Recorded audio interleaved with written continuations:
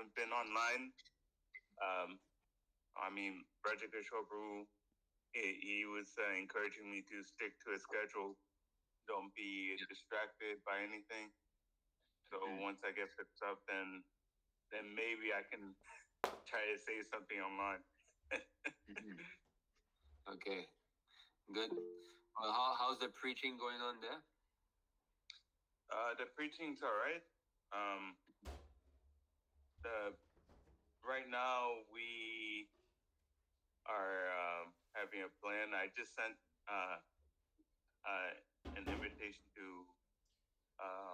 Actually, I've received an invitation for a podcast. It's tomorrow, but we may reschedule it because of the deities. So we may reschedule for next week. But you're going to be installing new deities, is it?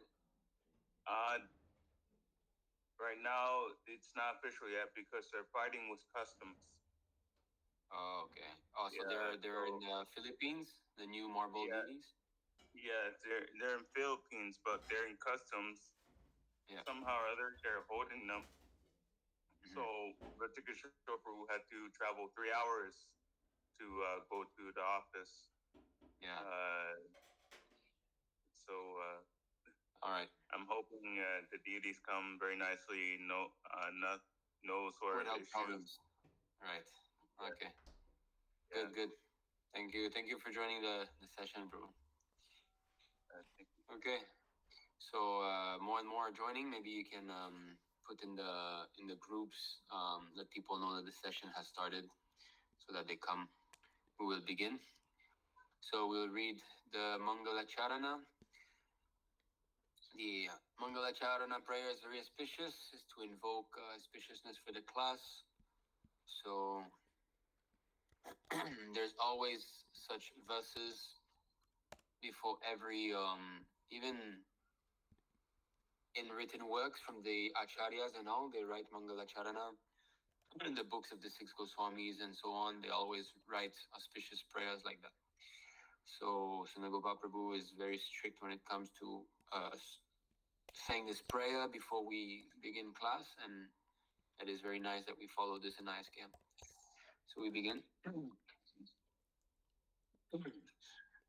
Om Agyanatimirandasya Gyananjala Shalakaya Chakshurunmilitam Yena Tasmai Shri Gurave Namah Shri Chaitanya Manobishtam Stapitam Yena Bhutale Swayam Rupa Gatamahyam Datati Swapadantikam Vandeham Shri Guruho Shri Uta Padakamalam Shri Guru Vaishnavamscha Shri Rupam Sagrajatam Sagana Raghunantam Vitam Tam Sajivam Sadvaitam Savadutam Parijanam Sahitak Krishna Chaitanya Devam Shri Radha Krishna Padam Sagana Lalita Shivishakam Vitamscha He Krishna Karuna Sindhu Dina Bandho Jagatpate Gopesha Gopika Kanta Radha Kanta Namostute Tapta Kanchana Gaurangi Radhe Vrindavaneshwari Vrishabhanu Sute Devi Pranamami Hari Priya Vanchakalpatarubhascha Kripa Sindhu Bhyayevacha Patitanam Pavanebhyo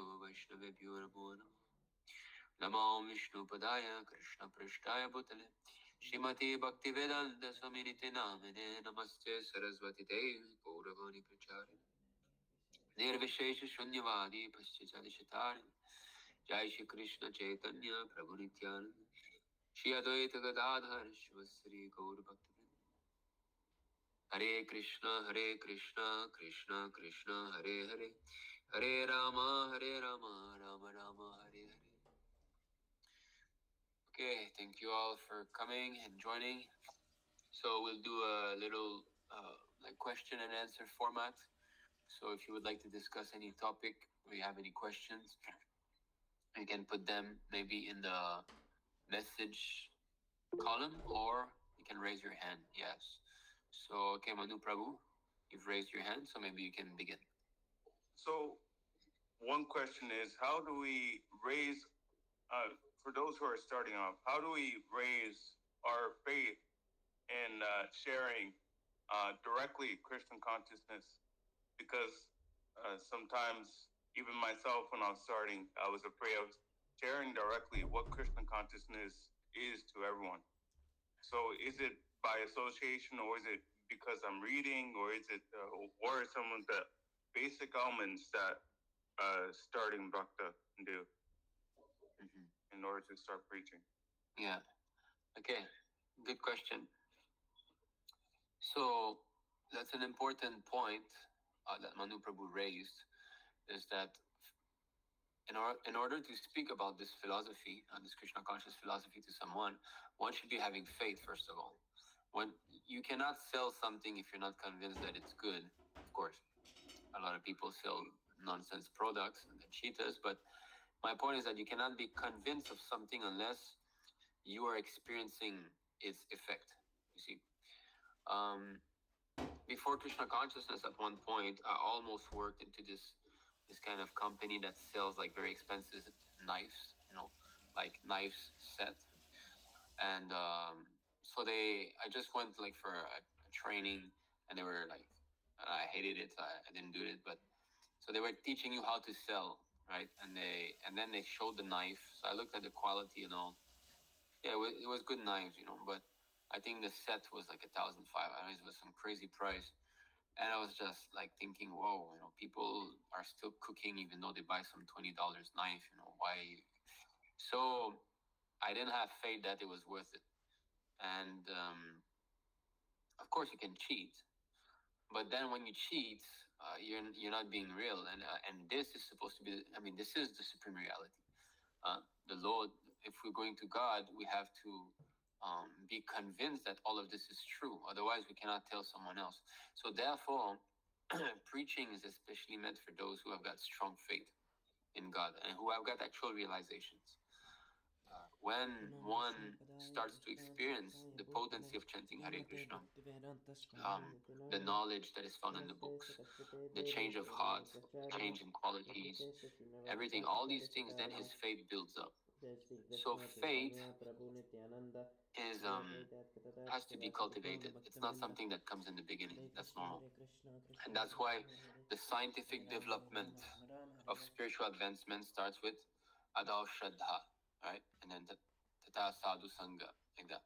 Maybe for those who are not acquainted with this famous verse, so Krishna consciousness has got different stages.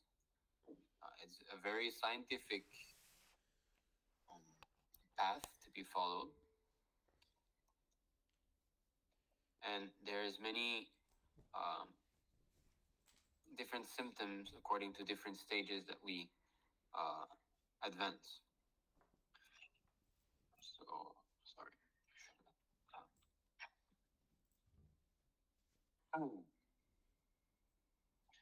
So this is a verse that was composed by Sri Rupa Goswami. Of course, Sri Rupa Goswami was instructed by Sri Chaitanya Mahaprabhu in Prayag in India. This is described in, I think, the CC Madhya Lila chapter 19 begins there. So Sri Chaitanya Mahaprabhu stayed 10 days there at Prayag, and he instructed Sri Rupa Goswami in all the different aspects of the science of devotional service. So therefore, he gave us this verse. I think it's in 4:10 in Bhagavad Gita. We have it, right? Let's see. In the purport. If I'm not mistaken. Yeah, that's it. 4:10 purport is there. Okay. So, Adav Shraddha Tata Sadhu Sangha Tha Bhajana Kriya Tato Nartha Nivrittisya Tato Nishta Ruchistata. So, Adav, in the beginning, Shraddha, there must be faith. So, faith is there from the very beginning, even when one is brand new in Krishna consciousness. There must be some faith. What is the distinction between one joining this class and one having been invited to join this class and saying, meh, I don't know? The distinction is faith. That one is, okay, I'll join the class, or I'll go to the temple, or I'll take the book. Anybody that buys a book, anybody that says, okay, I'll come to the temple, and anybody that says, I'll join a class like that, he has some faith. You cannot, buy a book, Srila Prabhupada's book, without having some faith that this book is beneficial for me. And chanting also, whoever starts to chant, he has some faith. And he even has some realization that he's not the body. Nobody will start chanting without having some sort of realization, right? Because chanting Hare Krishna is obviously not going to be pouring money from the roof or making you lose weight, or you're not going to be getting some material benefit out of chanting Hare Krishna. At least, from the understanding of a beginner. So someone who starts to chant must have some faith that he's not the body, that he is spirit soul. Something must be there. Otherwise, one will not waste time, right? So that's the beginning. Little bit of faith. Then that faith will expand. How will it expand? Tatha sadhu sangha. Sadhu means the devotees. Sangha means to associate with. So this is how faith will start to expand. The original faith that is there due to the piety of that person, or maybe the unknown devotional service that he has performed, Agyata Sukriti, somehow or other in this life or in a past life, that person has been in touch with devotional service somehow or pious activity. And now, by Krishna's blessings, by Krishna's giving him intelligence as Paramatma, he came in touch with Sadhu Sangha. Because how, Sadhu Sangha? How you come in touch with the devotees? We're so little, isn't it? Especially, at the moment, especially. If you go outside and I ask you, try to find someone who eats meat, it'll take you a minute, not even, and you'll find someone that here's a meat eater. Now, if you go outside and I say you walk and try to find a devotee, how long are you gonna walk? You're gonna walk for years, maybe. Just walking and looking. Of course, you know where the temple are. I'm saying just amongst the populace, the general populace, try to find a devotee. So it's not finding the association of devotees is within the control of the Lord. And he explains that in the Gita. What is that?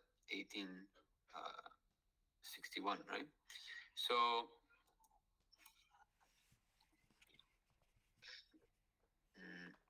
is it? Yeah. Sorry.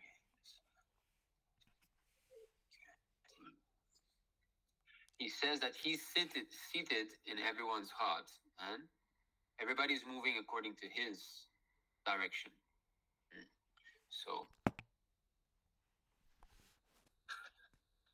Ishvaraha sarvabhutanam hridedesha arjuna tishtati brahmanyan sarvabhutani yantra rudhani mayaya. So Krishna is saying, the Supreme Lord is situated in everyone's heart, O Arjuna, and is directing the wanderings of all living entities. So that's the important point here. He's directing the wanderings of all living entities, who are seated as in a machine made of the material energy. So this body is described to be like a machine, a yantra, because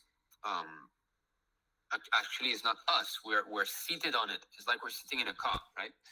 And it's made of the material energy: earth, water, fire, air, ether, mind, intelligence, and false ego. Krishna says these are my 8 separate material energies. So this material body is made of this: earth, water, fire, air. These are the 5 gross energy that we see, this body here. And then mind, intelligence, and false ego. This is the subtle body. I have a mind, you have a mind. I have an intelligence, you have an intelligence. I have a self-identification, so do you. But we don't see these things. This is the subtle body. So we are within the subtle body, and the subtle body is within the gross body. But Krishna is with us, and he's the one directing. How did we find a devotee one day? How did we get the first book? How did we hear the Hare Krishna Mahamantra? On which street were we? Or which newspaper we opened? Or what? All these things are made by the Lord. If you hear the story of how people came to Krishna consciousness, there's always something magic about it, because it seems like an arrangement, divine arrangement. It doesn't just seem, it is. We've seen it. Krishna is. So let's say someone is walking one day, and I feel like taking a walk in the park. All of a sudden, you get this inspiration. I have this desire. I want to take a nice walk in the park. And then you go in the park, and there's some devotees there doing Harinam. And then he comes to you and he gives you a book. So how did that happen? So this is the arrangement of the Lord. So as soon, because it is said, Yasya prasada bhagavat prasada, yasya prasada nagati kutopi. So through the mercy of Krishna, one gets the guru, or the association of devotees. And the first devotee you meet is the Vartma Pradakshaka Guru, which means the first devotee who shows the path. So to come in contact with the devotee means that one has gotten the mercy of Krishna already. He's got Krishna's mercy to some extent. See, so it's not a mundane meeting; it's a divine arrangement. Anyone who comes into contact with the devotee, it's a divine arrangement. And if that person is intelligent, fortunate enough, that person will try to inquire more. So therefore, we are here. This is the. I will go back here. So Adar Shraddha. Shraddha means faith. Then Tataha Sadhu Sangha. One comes in contact with the devotee. So having that faith that there must be God or there must be something after death. Krishna, in between these two steps of finding the devotees and faith, Krishna is there with this verse here. The Supreme Lord is situated in everyone's heart, or Arjuna, and directing the wandering of all living entities. So he will bring you into the association of his devotees. Because this body, okay, again, the body is a machine. When you say, I want to lift my hand, you're lifting the hand. I want to lower my hand, you're lowering, but you don't know how much blood is pumped, which nerves you're moving, and all of this. This is not done by you. Although it feels that it's done by me because I'm the one experiencing a moving hand, I'm not actually the one moving my hand. I'm experiencing a moving hand. You're feeling the pain of or the energy required to move the hand, but it's not you who's doing it, because if it was you, you would directly know how it's done, but you don't. I mean, we don't, right? And not just that, if you get paralyzed, you have the same arm, same hand, and all, and you try to move it, it is not moving. Therefore, the control of our very own body is within the control of the Paramatma, the Lord within the heart. So, okay, we'll go to the translation.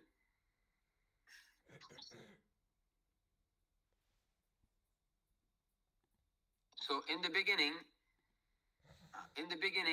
one must have a preliminary desire for self-realization. So that desire is called faith, because unless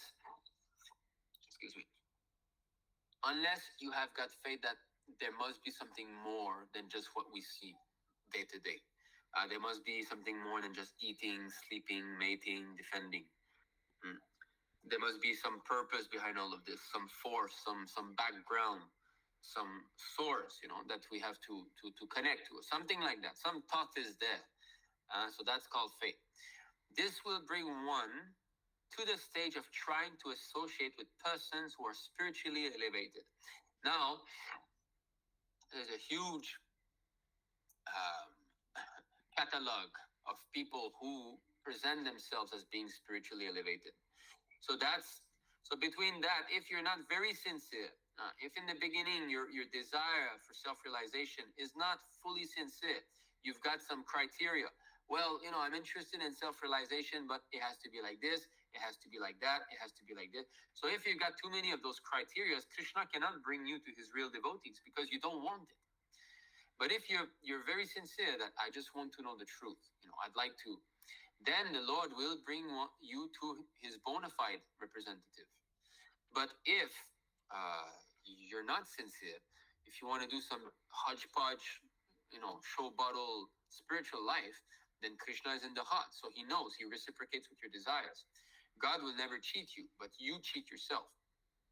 So that's why there's so many, I was seeing at one point, a couple of years ago, beer yoga, people doing some stretching in some yoga club and drinking beer at the same time. And they were interviewing them. Hey, how do you think that is? And they were like, yeah, it's nice, you can drink. Yeah, obviously, you don't want to give up your beer, so of course you like it, right? So if we don't want to be disciplined, right? That's the hard part of it, is that disciple, someone who's sincerely becoming a disciple of a spiritual master and want to be guided, you have to accept some sort of discipline. You cannot just make some spiritual advancement by going on Sunday to some yoga club, doing some stretching and going. It's not going to work. There has to be a change in the heart. And first of all, you need knowledge. What is spiritual life? People are talking about spiritual, oh, this is very spiritual. What does that mean? So unless somebody else is there to help you, because our hands are tied, our eyes are blind, we don't know what's going on, isn't it? You take the best scientists in the world, the best philosophers, material scientists, and they're baffled too. If you hear the scientists, every year they make a so-called discovery, which raises more questions, and then another this and more questions and more questions. They're simply completely bewildered. They're confused. So that means what? That means there's a potency that is covering us. It's just not allowing us to understand.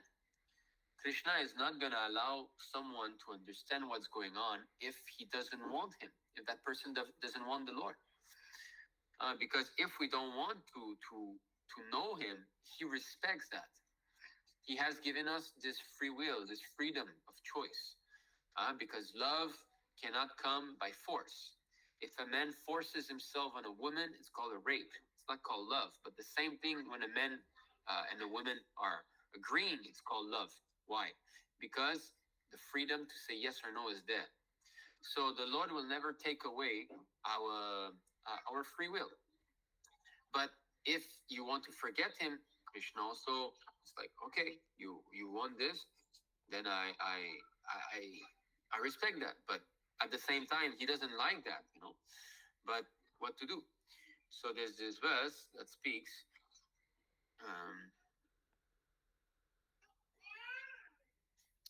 Sorry. Yeah.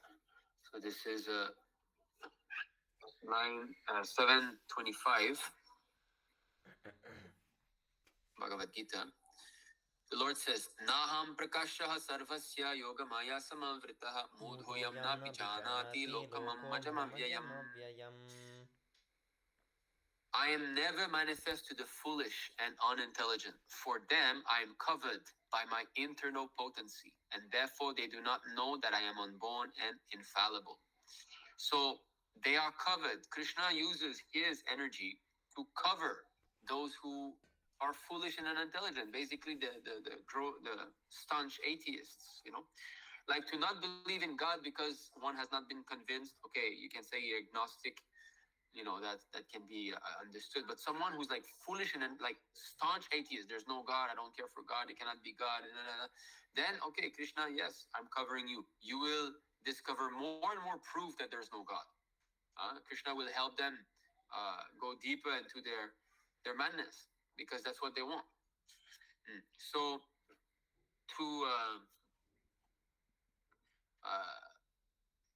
to understand Krishna or not understand God is up to our desire, but it's within the control of the Lord.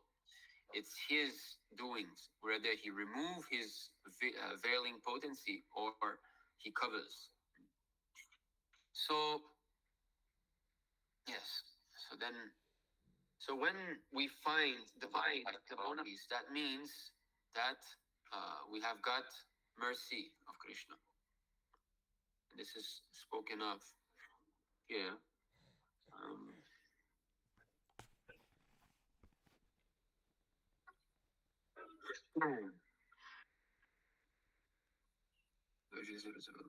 Sorry.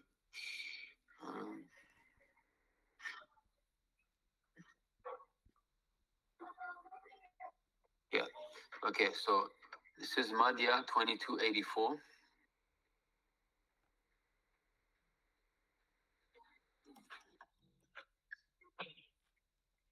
So it is said, O my Lord, O infallible Supreme Person, when a person wandering throughout the universes becomes eligible for liberation from material existence, he gets an opportunity to associate with devotees. So there has to be some eligibility for liberation prior to get the chance to associate with devotees.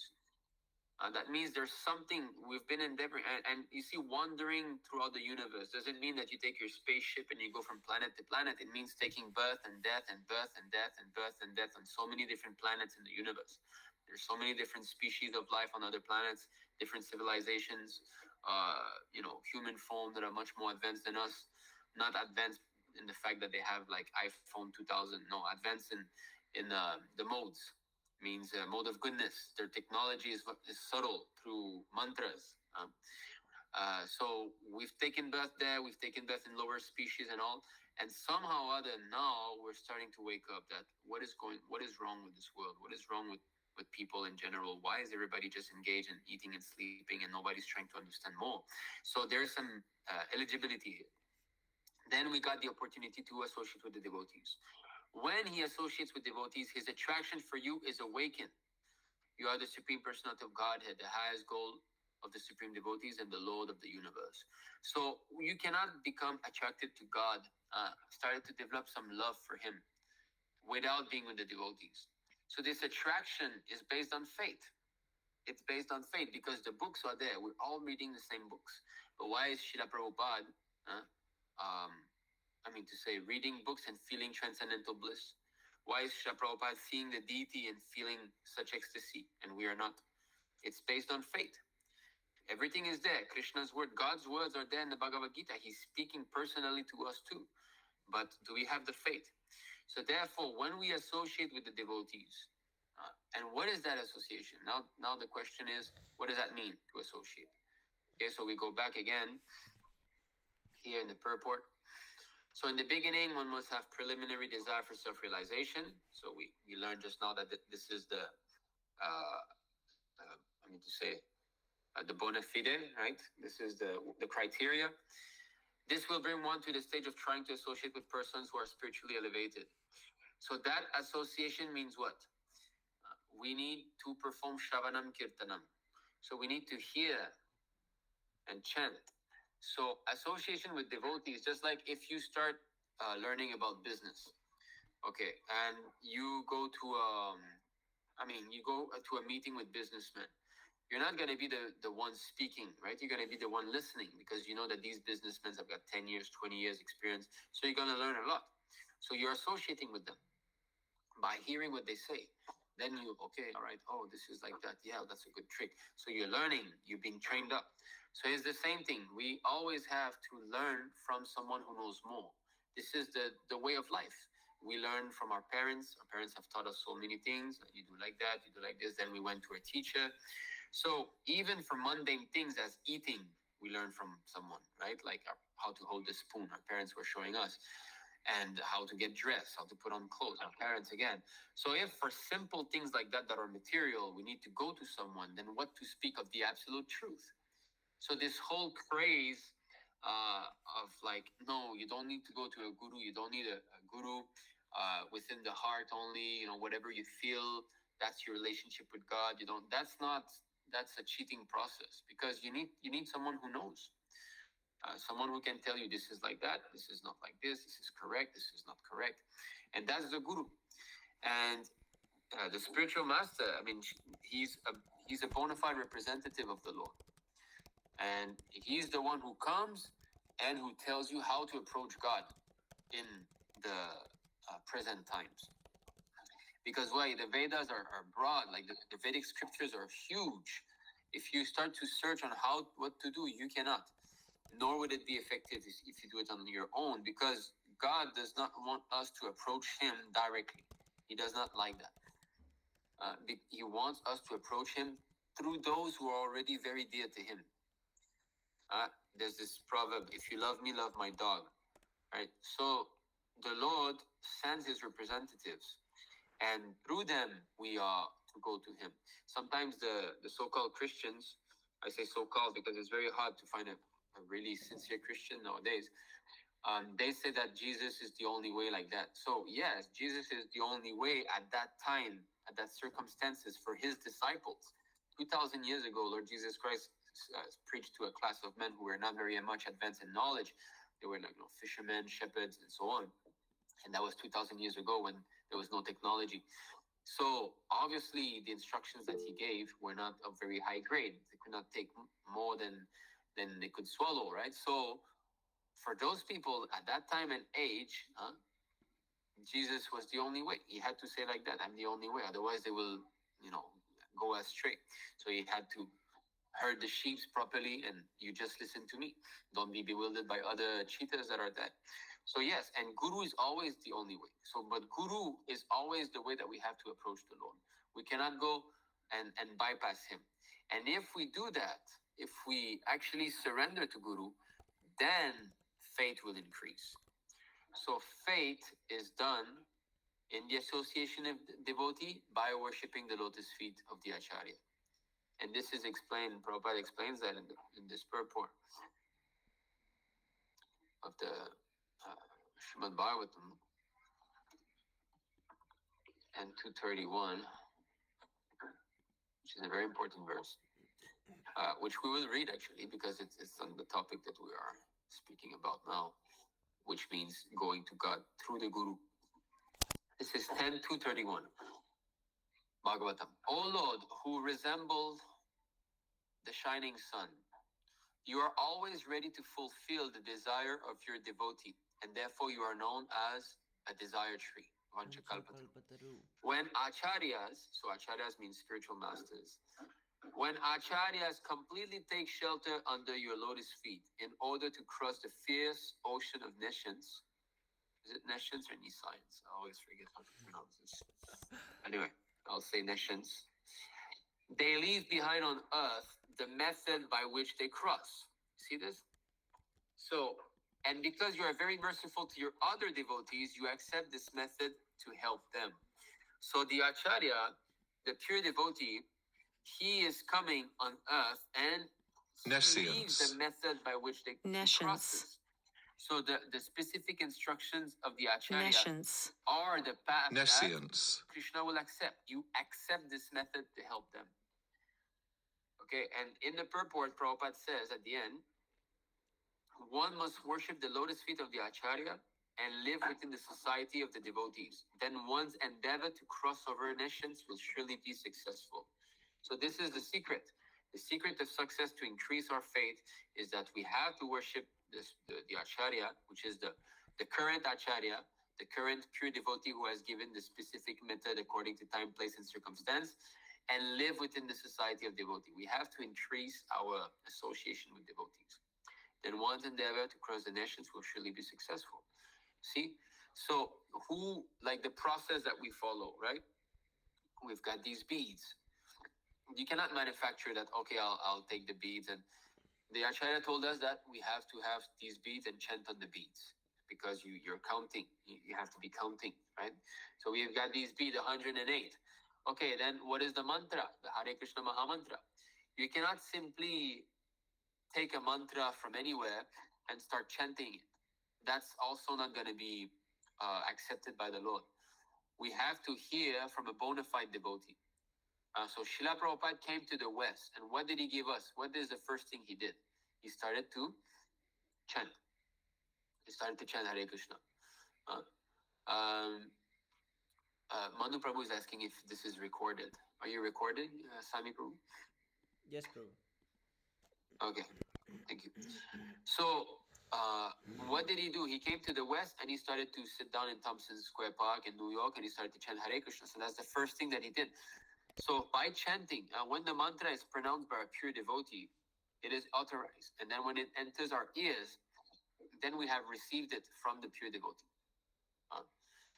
And those who are hearing this mantra and giving it to others, they're also authorized. Those who follow Prabhupada. So let's say we've heard Prabhupada, we're taking initiation from him, and now we're telling others now to chant, right? So that is the disciplic succession, that's the real essence of it. And this is spoken of in the CC, Shri Chaitanya Mahaprabhu, 1748-49.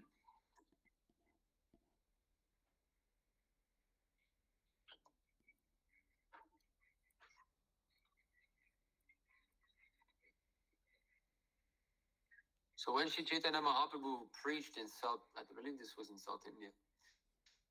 See, when someone heard the chanting of the holy name from the mouth of Shri Chaitanya Mahaprabhu, and someone else heard this chanting from that second person, and someone again heard this chanting from the third person, everyone in all countries became a Vaishnava through such disciplic succession. Thus, everyone chanted the holy name of Krishna and Hari, and they danced, cried, and smiled. So this is Chaitanya Charitamrita, Madhya Lila, 17, 48 and 49. Chapter 17, 48 and 49. So the real meaning of parampara, disciplic succession, is this, is to hear the Maha Mantra from a pure devotee, to follow his instructions, and then to repeat it to someone else, like that. So you cannot just get a mantra anywhere and think that it's going to be acting. You have to receive it from a pure devotee. Purport. Anyone would like to read? Hare Krishna Prabhu. Can I read? Yes, go ahead. The transcendental potency of the Hare Krishna Mahamantra is herein explained. First, the holy name is vibrated by Sri Chaitanya Mahaprabhu. When someone hears from him directly, he is purified. When another person hears from that person, he is also purified. In this way, the purification process is advanced among pure devotees. Yeah. Sri Chaitanya Mahaprabhu is the Supreme Personality of Godhead, and no one can claim his potency. Nonetheless, if one is a pure devotee, hundreds and thousands of men can be purified by his vibration. This potency is within every living being, provided he chants the Hare Krishna Mahamantra offenselessly and without material motives. When a pure devotee chants offenselessly, another person will become a Vaishnava, and from him another Vaishnava will emerge. This is the Parampara system. So you see, so this chanting is the core principle of the Vaishnava's life. And we are so fortunate that we have Prabhupada, right? Chanting Hare Krishna. Hare Krishna, Hare Krishna, Krishna Krishna. I don't know if Hare all of you have Hare got. I Rama, know Hare some Rama, of you are Rama joining Rama, from here, Hare Australia. Thank you very much for joining. But devotees generally, when they chant their rounds at home or in the temple, they will put Srila Prabhupada chanting. So I'll just find the link on YouTube so that you can go yourself and chant with Prabhupada. Because as you read now, hearing from a pure devotee is very, very powerful. Over 10,000 people have That's died. too fast, but there's let me see. On YouTube, there's many videos like that. So I'm just gonna share the link now. So please, I don't know why they all make it so fast. Hare Krishna, Krishna So please save this link and it's not Japa.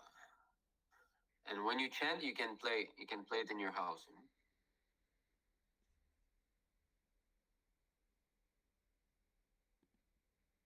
Hare Somehow Hare they're all Krishna, bad Krishna Krishna. recordings.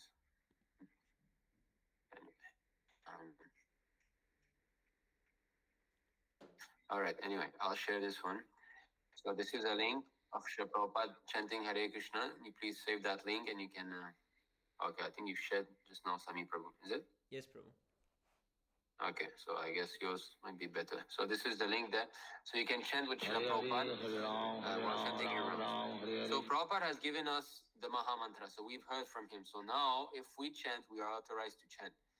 Now this Maha Mantra, the authorized way to do it now is 16 rounds minimum, right? This is for those who want to be serious in devotional life, who want to be initiated. So 16 rounds of Hare Krishna Maha Mantra. Where did this number come from? Again, it's Srila Prabhupada. So the method by which they cross has been given. That's the way here.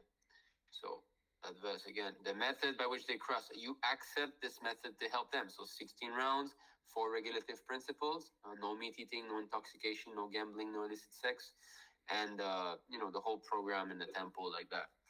So if we do these things and we hear from the devotees who have got faith, then our spiritual advancement is guaranteed. We will make progress. So in the beginning, one must have a preliminary desire for self-realization. That's the first step, Adal Shraddha. This will bring one to the state of trying to associate with persons who are spiritually elevated. Tada Sadhu Sangha. In the next stage, one becomes initiated by an elevated spiritual master. So if one really thinks that, yes, this is it, and he's very much convinced, he's developed enough faith, then he will offer himself for becoming a formal disciple. Of course, disciple means discipline, and if one imbibes the instructions in his daily life, this is called sadhana, a regulated spiritual practice that you do on a daily basis again and again. That is the real substance of being a disciple, just to follow the instructions. But still, there's some formality if one wants to be formally initiated. So there's the fire sacrifice and the giving of our spiritual name, like that. And under his instructions, the neophyte devotee begins the process of devotional service. And then he's engaged in deity worship, especially how to worship the deity and how to offer arti and all these things. So by doing that, faith increases. So faith is the original element, but then through these different stages, it just becomes thicker and thicker and thicker, and one starts to be more and more convinced. Because if you experience the change that is taking place, then you have to accept, right? If I'm telling you that caramel is sweet and you've never tasted caramel, and you taste it, then there's no question of doubting anymore. You know it is sweet. So this is because the ignorance is being removed more and more. Because what is faith? Actually, faith, and just like what is light? Light and darkness are opposite. If you somehow or other uncover the light, then the light will simply emerge. All that is left is light. Just like if you close the curtain, there's darkness. You remove the curtain, then what is left is light. So similarly, when you remove the ignorance, then the knowledge will automatically come, because this knowledge actually is within us. It's there. It's just like gold that is covered. The shyness of gold, the shininess, the shine of gold can never be removed. It can only be covered. So if you remove the dirt, then automatically it will be beautiful. So the spirit soul is pure by nature.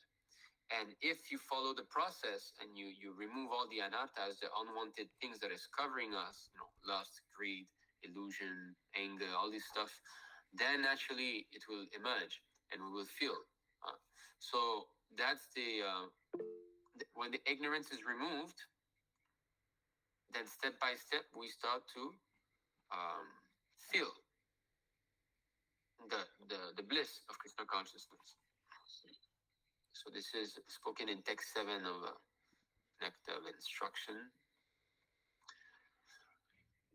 The holy name, the character, pastimes, and activities of Krishna are all transcendently sweet, like sugar candy.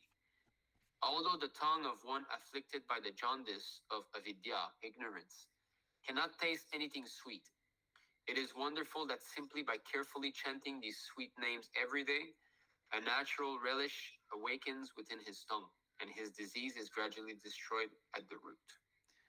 So one who has got jaundice tastes everything sweet as bitter. So even if he keeps a sugar candy in his mouth, he will feel it very bitter. But the sugar candy itself is the disease for jaundice, and therefore the jaundice, which is actually the ignorance, the avidya, will be removed more and more, and thus the taste of sugar candy will emerge. So by chanting, by keeping to chant again and again and again and again and again every day, then this faith and this relishing will naturally vanish.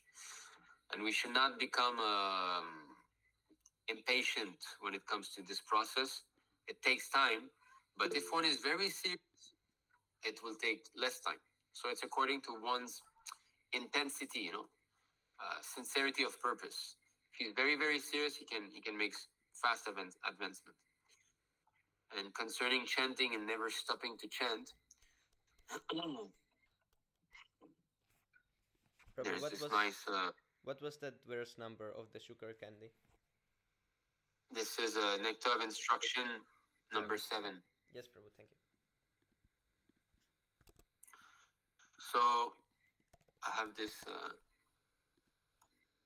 This is in my notes. It's by Bhaktivinoda Thakur.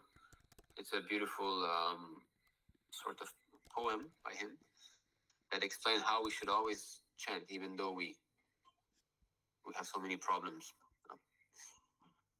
Your mind is wandering all over the universe when you chant. Chant anyway. Your mind is wandering on the past and future when you chant. Chant anyway. You're not able to concentrate on Krishna's name while you chant. Chant anyway. I believe there was a question by Jani Prabhu in the group, right, about concentration. Actually, I saw it today and I wanted somehow to answer, but this is it. Even though you're not capable of concentrating, never mind, you chant anyway. It will come. You have no taste for chanting. Chant anyway. You have lusty desires. Chant anyway. You're making offenses in chanting. Chant anyway. You're not praying to Krishna to help you chant better. Chant anyway. You often chant late at night. Chant anyway. So why? Why should you chant despite all the above obstacles? This is why. There is no vow like chanting the holy name, no knowledge superior to it, no meditation which comes anywhere near it, and it gives the highest result. No penance is equal to it, and nothing is as potent or powerful as the holy name. Chanting is the greatest act of piety and the supreme refuge. Even the words of the Vedas do not possess sufficient power to describe its magnitude. Chanting is the highest path to liberation, peace, and eternal life. It's the pinnacle of devotion, the heart's joyous proclivity and attraction, and the best form of remembrance of the Supreme Lord. The holy name has appeared solely for the benefit of the living entities and as their Lord and Master, their supreme worshipful object, and their spiritual guide and mentor. Whoever continuously chants Lord Krishna's holy name, even in his sleep, can easily realize that the name is a direct manifestation of Krishna himself, in spite of the influences of Kali Yuga. This is from Srila Bhaktivinoda Thakur in his Sharanagati, quoted from the Adi Purana. So we should just keep the chanting every day, continue to chant, and through the strength of our chanting, our faith will increase, our concentration will come, and everything will fall into place. So, okay. So that was concerning increasing the faith that Manu Prabhu has asked. So that's it. Worship the lotus feet of the Acharya, Srila Prabhupada, associate with devotees. We have to hear those who have got more faith than us. That faith can be impregnated into our heart. When His Grace Srila Gopal Prabhu came here to Australia and I was hearing his classes, I could see how much more faith he had than me. And so I was impressed. I'm always impressed when of course, I know him for many years now, but every time I hear him speak, it's like, wow, this devotee is very much convinced. And for him, it's like there's no doubt that Krishna is God, and He exists, and He's there. The way he speaks, the way he speaks about the Lord is very personal, very real. There's no kind of fakeness or acting as if, So I really like hearing him speak, because when I hear him, it increases my faith.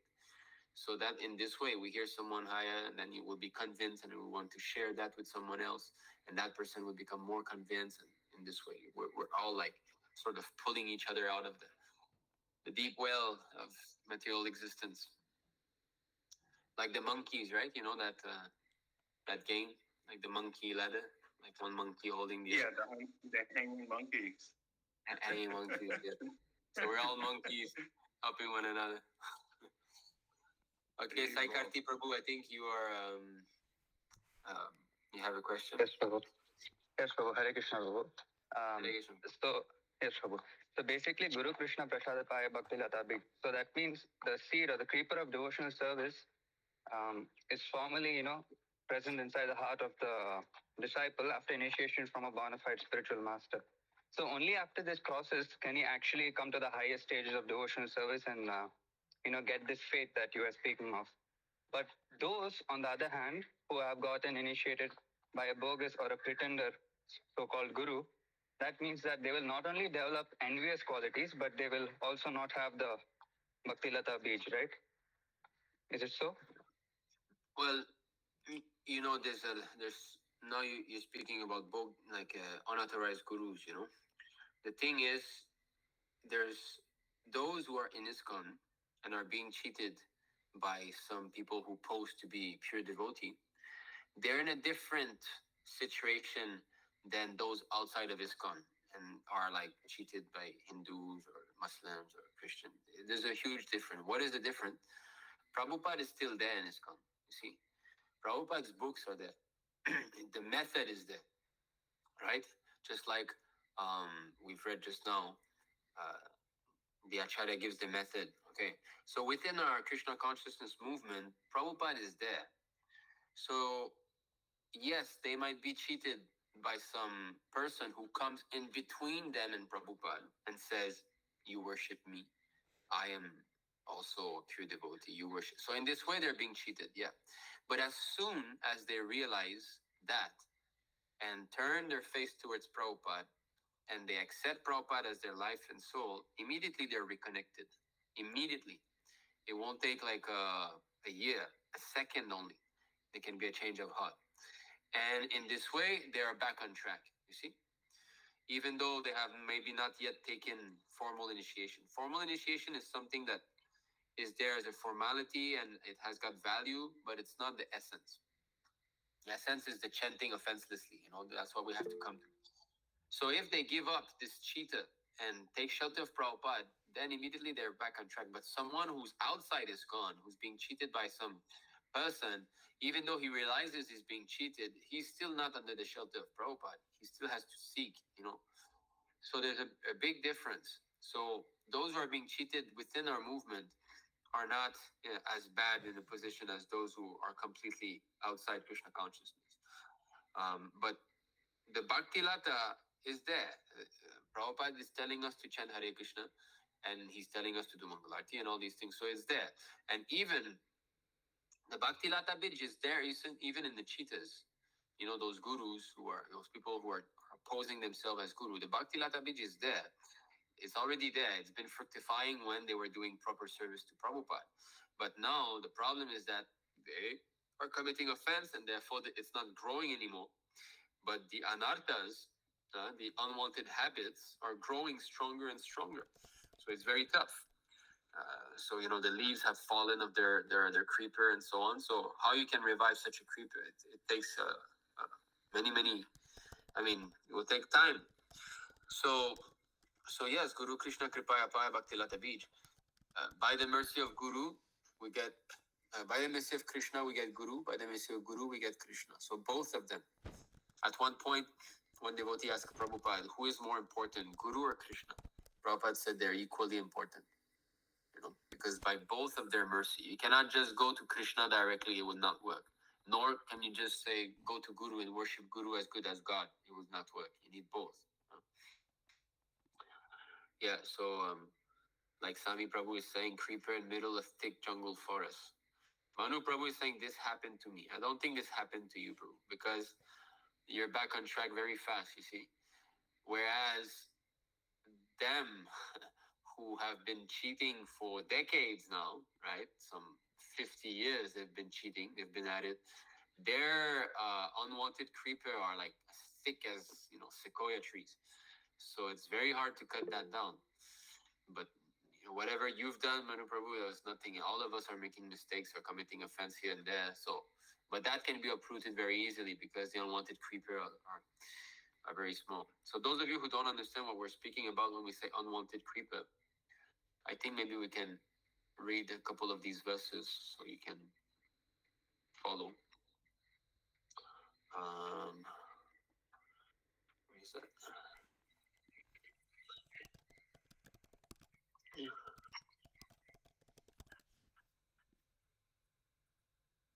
Okay, so 19.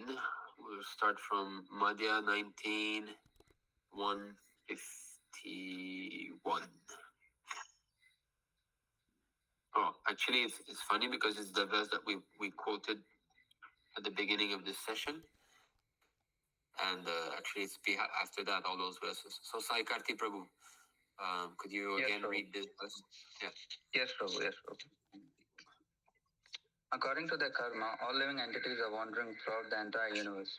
Some of them are being elevated to the upper planetary systems, and some are getting down into the lower planetary systems. Out of many millions of wandering living entities, one who is very fortunate gets an opportunity to associate with a bona fide spiritual master by the grace of Krishna. By the mercy of both Krishna and the spiritual master, such a person receives the seed of the creeper of devotional service. Okay, note here that the translation is a little bit different, right? We've read the same verse in the beginning of the session, talking about devotee association.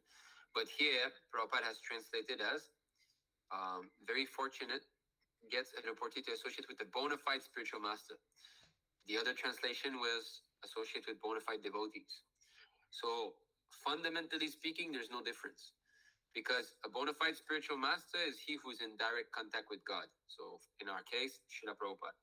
But a bona fide devotee is he who represents the bona fide spiritual master. So in this sense, both of them, to say it's the same thing because it's the same path. the important is that we keep progressing. As long as we're on the same path, it's the same thing. That's why it says that Guru is one, meaning that there's only one path to walk towards Krishna.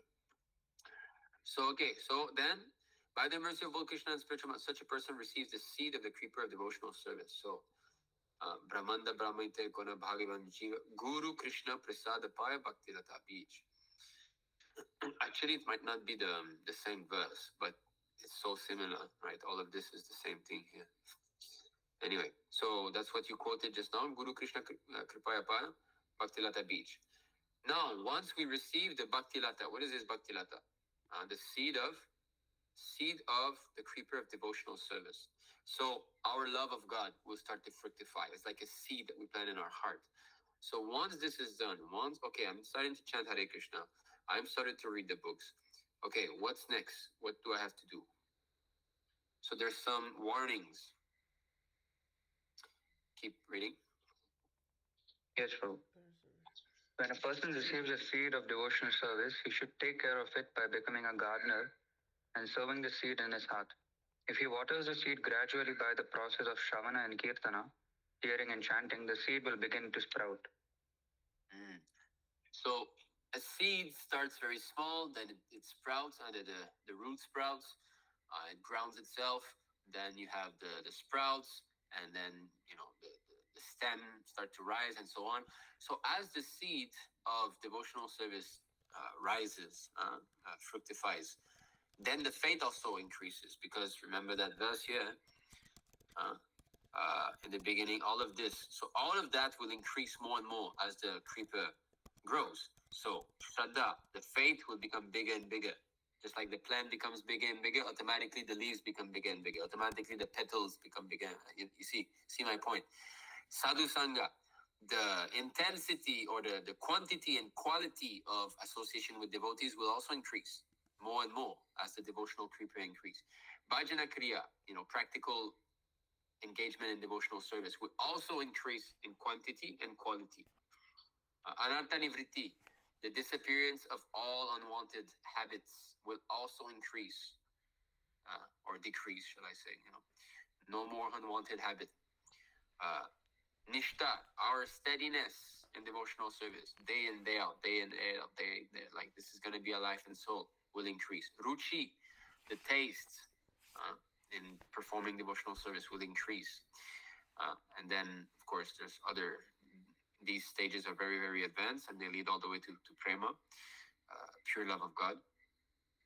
So, okay. So we're coming back here. So this is, now,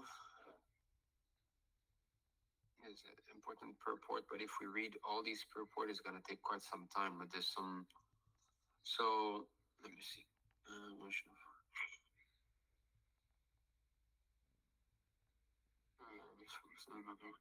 Yeah. So, okay. So you see, so this is how we water our seed. How is that? Shravana and Kirtana. Hearing and chanting. So just like now we are performing this, chanting and hearing. Speaking about Krishna is the same as chanting. Chanting means just talking about Krishna, or chanting the japa, or singing loud kirtan about Krishna. It's all chanting. And hearing the Maha Mantra Hare Krishna, just like we've shared Prabhupada japa. If you just play that in your house as a background, you will make spiritual advancement, even though you're washing dishes or cleaning the floor, whatever. If you just put Prabhupada chanting as a background music 24 hours a day, just this, you'll make spiritual advancement without doing anything else. Of course, you should do something else, but my point is that it will act. And hearing, of course, reading also means hearing, because you're hearing from Prabhupada. So this is how we water. So that's the watering process. Now, as some of you who have done some gardening know, if you water your seedlings and all, the water will also make like the unwanted creepers grow faster, like the weeds and the mushrooms. Just like here, we have like our tulsi tree house, which gets really humid, and overnight you get a huge mushroom pop up. The other day I saw a big mushroom like that, like thick like this, grew in one night. Like I was like, wow, like we didn't notice, and the next morning, boom, huge mushroom was there. So of course we pluck out. So when, of course, this is due to the moisture. Moisture is also water. So if we misplace this watering, we are going to be watering all these mushrooms and unwanted creepers. So that's the danger. Now, what does that mean? So we're going to the next verse.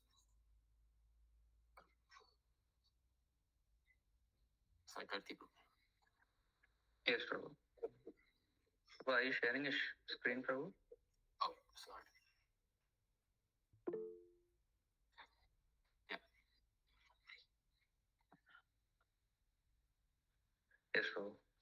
As one waters the Bhaktilata beach, the seed sprouts and the creeper gradually increases to the point where it penetrates the walls of this universe and goes beyond the Viraja river between the spiritual world and the material world. It attains Brahma Loka, the Brahman effulgence, and penetrating through that stratum, it reaches the spiritual sky and the spiritual planet Goloka Vrindavana. So here's the allegorical explanation on how one love of God will develop. So at one point, our consciousness will be able to penetrate beyond this material world. We will realize our spiritual identity as, Brahman, and then we will go all the way into the spiritual planet, meaning that even though a pure devotee lives within the material world, he's actually in the spiritual world. So the pure devotee that are in direct touch with God, to them, spiritual and material, this conception is destroyed. Spirit and matter are therefore conditioned souls. For a liberated personality, there's no matter. It's gone. So because the materialistic conception of life is itself conditioning. You see, to think that this is spiritual, this is material, is a conditioning.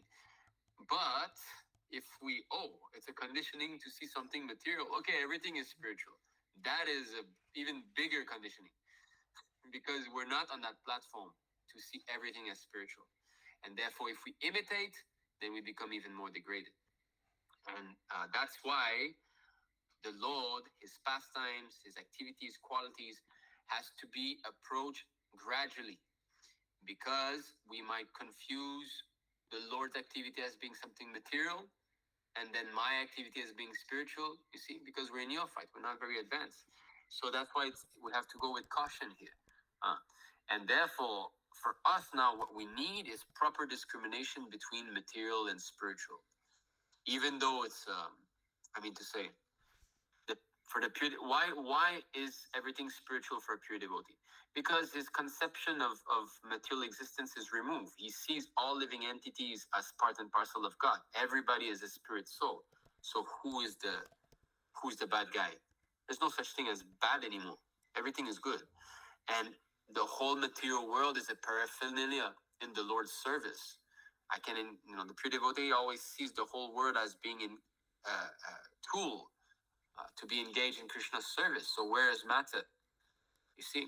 So matter actually means when one thinks himself separate from God, when one thinks that this computer is meant for, going on YouTube and watching, so then it's material because it's not being used as it's meant to be.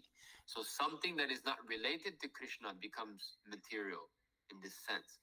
But the energy emanates from God too. This computer I'm using here, it's made of so many metal and glass and so on. Where did that come from? So Bhumi Rapo Nulubayu, Krishna says, earth, water, fire, air, ether. These are my, material energy. So it's Krishna's energy. So there's no doubt that it's ultimately spiritual. But if I use it not for serving the Lord and for serving my own senses, watching Netflix day and night, then it becomes material. It acts materially. And Prabhupada says that it's the same energy, but it can act in opposite ways. Just like fire, electricity, you can use it to heat.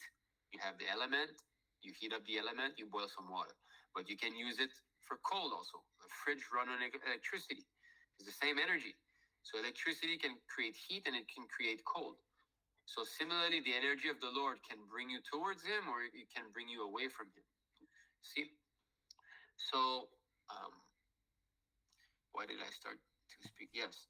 So it reaches the spiritual sky and the spiritual planet Goloka Vrindavan. So a pure devotee is no longer in the material world. He's in the spiritual world, even though he's here.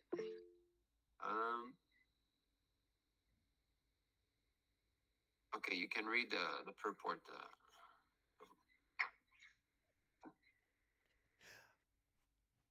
Saikarti Prabhu. Haribol. Saikarti Prabhu, can you read? Maybe he's. Can you all see my screen? Yes, Prabhu. Maybe. Saikarti, are you available? Yes, Prabhu. Yes, Prabhu. I'm really sorry. My brother was just calling me, so I just declined his call. I'm sorry for that. Okay. Yes, Prabhu. I'll read, Prabhu. A creeper generally takes. Okay. A creeper generally takes shelter of a big tree, but the Bhakti Lata, being the creeper of spiritual energy, cannot take the shelter of any material planet. For there is no tree on any material planet that the Bhakti Lata creeper can utilize for shelter. In other words, devotional service cannot be utilized for any material purpose. Devotional service is meant only for the Supreme Personality of Godhead. Sometimes men with a poor fund of knowledge maintain that bhakti can be applied to material things also. In other words, they say that devotional service can be rendered to one's country or to the demigods.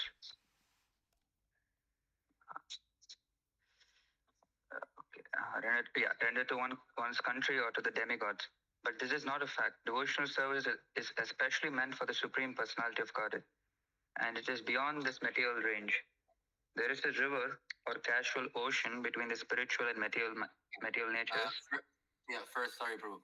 So, because some people say service to men is service to God, right? So that means they think that devotion to mankind can be devotion to God. But that's a wrong concept. Service to God is service to men. It's the other way around. We have to know what God wants us to do. Then that will be the real benefit for human society. So some people say that to have devotion for one's family is what pleases God. To have devotion, of course, it's not that the Lord doesn't want us to care for family, but how to care for the family, that you have to learn from Him. Not that by your own thinking, my son wants a new PlayStation, so I'm serving him, therefore God is happy with me. Not like that. The Lord has instructions that we have to follow. And here, okay, so you're saying, Prabhu, there's a river and it's causal, not casual, causal ocean. Okay, you can continue reading. Sorry, Prabhu. I'm sorry, Prabhu. I was reading from my phone, so I cannot see properly. Okay, causal ocean. Okay, between the spiritual and material natures. And this river is free from the influence of the three modes of material nature. Therefore, it is called Viraja. The word V means Vigata, completely eradicated, and Rajaha means the influence of the material world. On this platform, a living entity is completely free from material entanglement. For the Gyanis who want to merge into the Brahman effulgence, there is Brahmaloka. Bhaktilata, however, has no shelter in the material world, nor has it shelter in the Brahmaloka, although Brahmaloka is beyond the material world. The Bhaktilata increases until it reaches the spiritual sky where Goloka Vrindavana is situated. So Prabhupada is explaining how the Bhaktilata can only take shelter of the planet, the spiritual Goloka Vrindavan, meaning Bhaktilata can only take shelter of the lotus feet of the Lord. So we cannot put our bhakti in any of the material manifestations in the material world. This is not called bhakti. Bhakti cannot also be put to an impersonal force. So those who think that God is impersonal, He's just a light, He has got no hands, no legs, no mouth, no voice, no emotion, nothing, they can also not perform bhakti. So bhakti can only be performed to the personality of God. Okay, we'll try to maybe go a bit faster because there's a couple of verses that are important in this series. Okay, I'll read this translation. Yes, so being situated in one's heart and being watered by Shravana Kirtana, the Bhakti creeper grows more and more. In this way, it attains the shelter of the desired tree of the lotus feet of Krishna, who is eternally situated in the planet known as Goloka Vrindavana, in the topmost region of the spiritual sky. Yeah. So then it takes shelter there, and then it will grow more and more. Okay, next one. Prabhu, actually, I have a doubt. I didn't understand one point. Can I ask now, or maybe after reading it, I can ask you? Okay, you ask now. Let's see. Prabhu, so, okay, of course. Okay, I might be like, I don't know. Okay. So, Prabhu, the devotional creeper, is it present once we come in contact with Srila Prabhupada's books, the bona fide devotee of the Lord? Does it starting to sprout then, or only after formal No, initiation? as soon as you open Prabhupada books and you read the first word, but as soon as you see Prabhupada book, as soon as you touch Prabhupada book, that's the beginning. Especially when you hear about him. The first day that you hear about from Prabhupada, then you're properly connected. I mean, to say in the sense that it has started already. Because this is the connection. You see, Prabhupada did not receive formal initiation only 4 years after he met Bhaktisiddhanta Saraswati. But the first conversation he had with Bhaktisiddhanta Saraswati said, you should preach. And immediately, boom, a big change in Prabhupada's heart. And he was like, oh. And from that day onward, he was just thinking about, how can I preach this message in the English language? You see? So the connection happened then. Then the formal initiation, that will strengthen the whole process. Everything would become, more, if you're serious, everything will become more fixed. But from the first day that one hears, this is when the Bhakti Lata is planted. Yes, so thank you for answering my question. I'm sorry for interrupting, Prabhu. No problem. Okay, continue. Yep. The creeper greatly expands in the Goloka Vrindavana planet, and there it produces the fruit of love for Krishna. Although remaining in the material world, the gardener regularly sprinkles the creeper with the water of hearing and chanting. Okay, so you see again, it's repeated again and again and again that hearing and chanting is the sprinkling. And this is a special creeper, because, of course, it is a special creeper, but in the sense that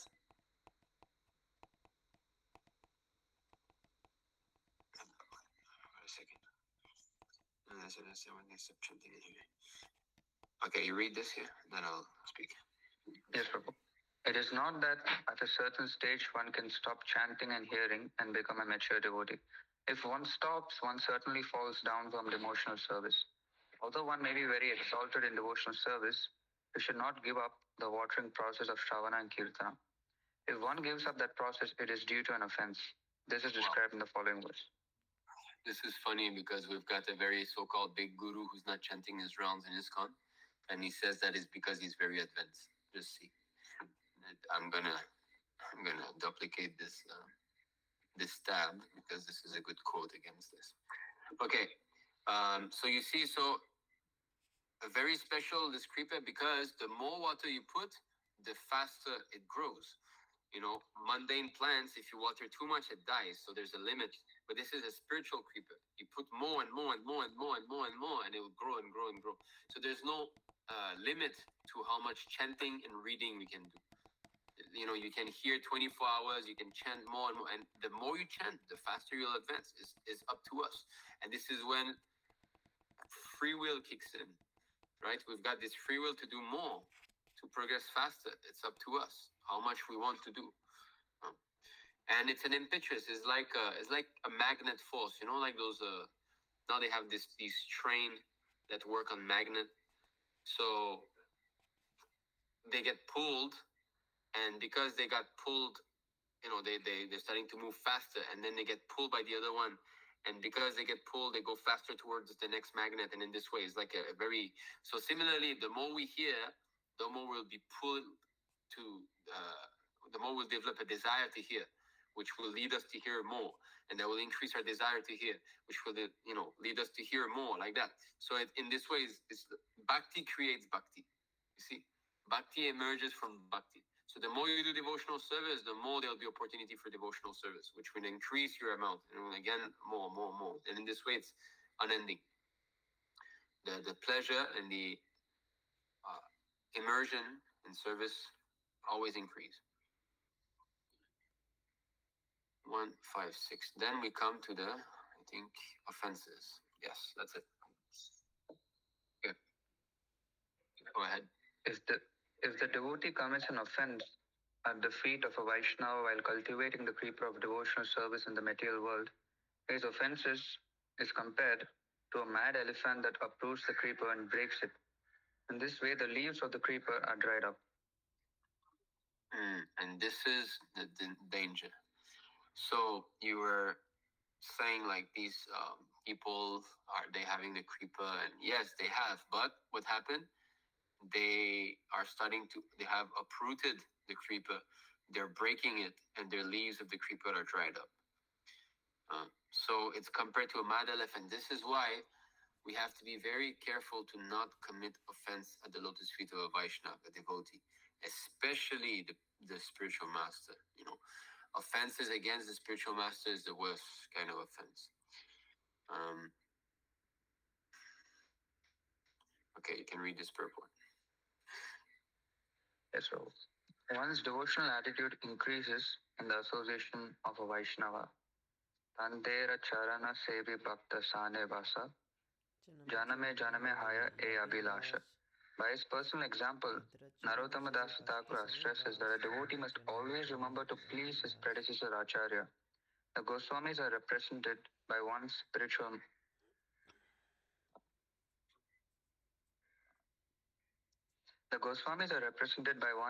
master. One cannot be an Acharya, spiritual master, without following strictly in the disciplic succession of the Acharyas.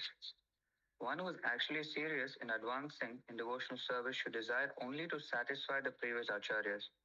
Chaya, okay, Prabhu, how to pronounce this as a question mark? Gosai Yara Moitara Das. One should always think of oneself as a servant of the Acharyas, and thinking this, one should live in the society of Vaishnavas. However, if one thinks that he has become very mature and can live separate from the association of Vaishnavas, and thus gives up all the regulative principles due to offending a Vaishnava, one's position becomes very dangerous. Offenses against the holy name are explained in Adi Leela, chapter 8, verse 24. Giving up the regulative principles and living according to one's whims are compared to a mad elephant, which by force uproots the Bhakti Lata and breaks it into pieces. In this way, the Bhakti Lata shrivels up. Such an offense is especially created when one disobeys the instructions of the spiritual master. This is called Guru Avagnya. The devotee must therefore be very careful not to commit offenses against the spiritual master. As soon as one is deviated from the spiritual master, the uprooting of the Bhakti Lata begins, and gradually all the leaves dry up. So to stop associating with devotees, live according to one's own whims, give up the principles, of devotional life and all. This is considered to be the offense against the spiritual master, and then the uprooting begins. So I just want to be. There's an important point I want to come to in this series of verses here. Okay.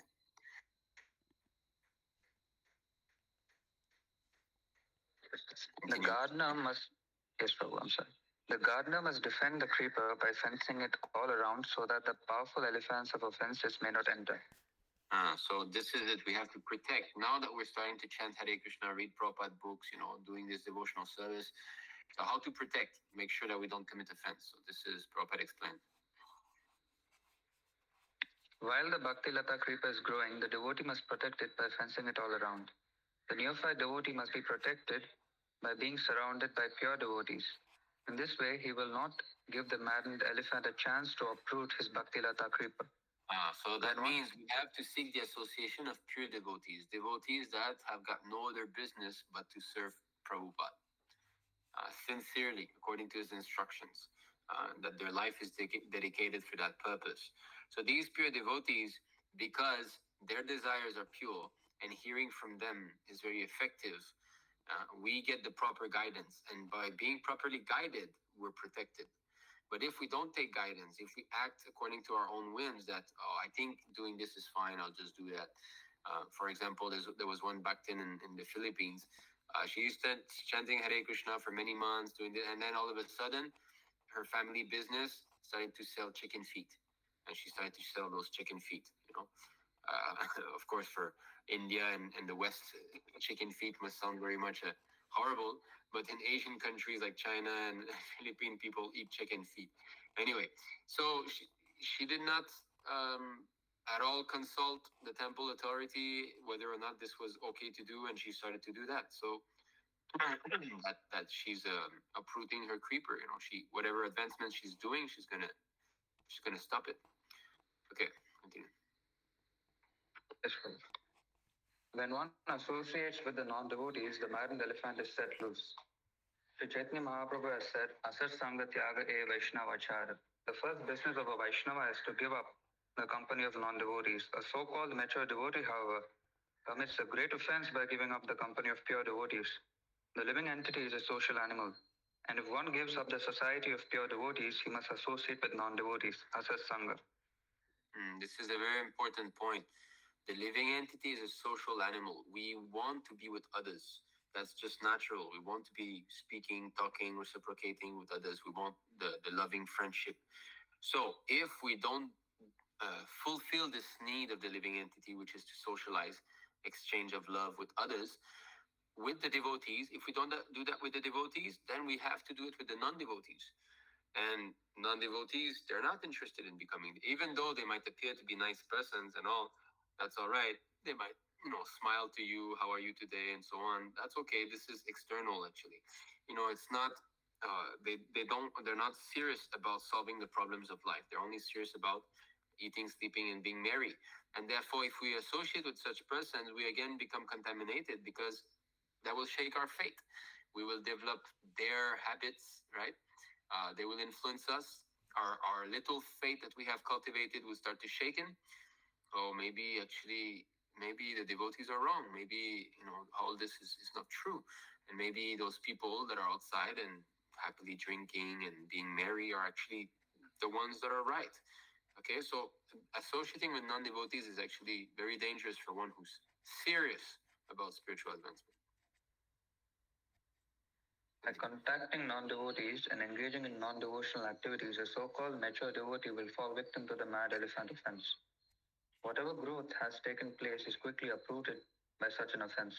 One should therefore be very careful to defend the creeper by fencing it, and that is by following the regulative principles and associating with pure devotees.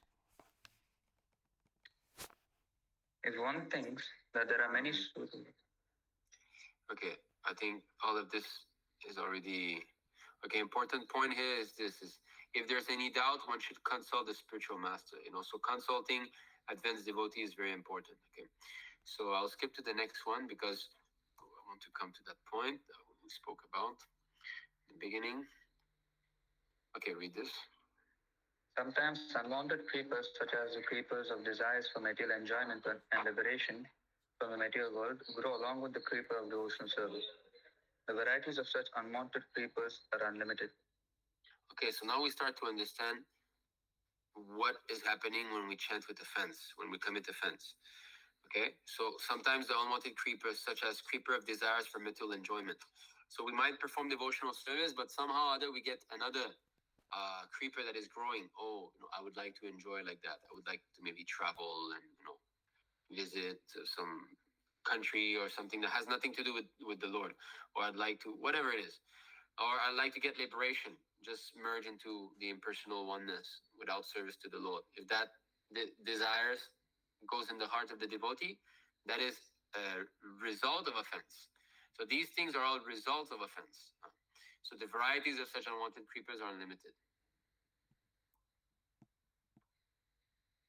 Next verse.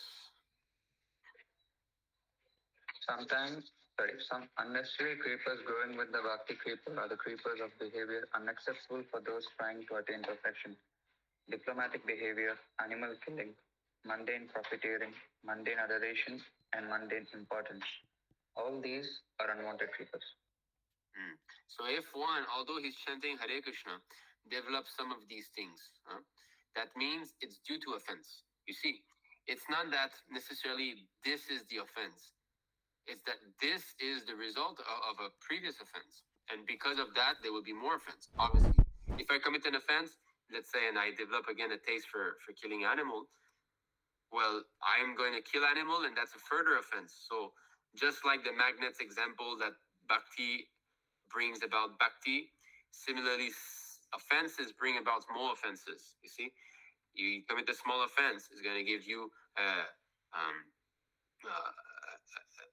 I mean to say, what is that? Impetuous, an impetuous to do more offense, a bigger offense, which gives you an impetuous to do more offense and more offense and more offense, like that. See? So,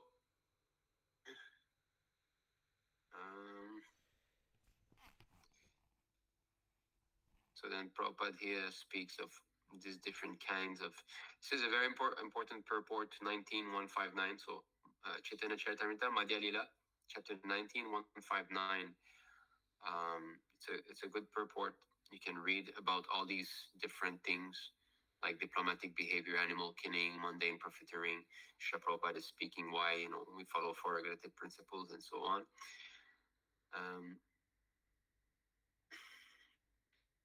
I just want to find that. Oh, okay. So this is very important. This is the part here. Okay, read this here. All these obstructions have been described in this verse as unwanted creepers. They simply present obstacles for the real creeper, Bhaktirata Beach. One should be very careful to avoid all these unwanted things. Sometimes these unwanted creepers look exactly like the Bhaktilata creeper. This is very important here. Sometimes these unwanted creepers look exactly like the Bhaktilata creeper. That means what? That means one of these things mentioned above and other might appear like devotional service to ourselves and to others also.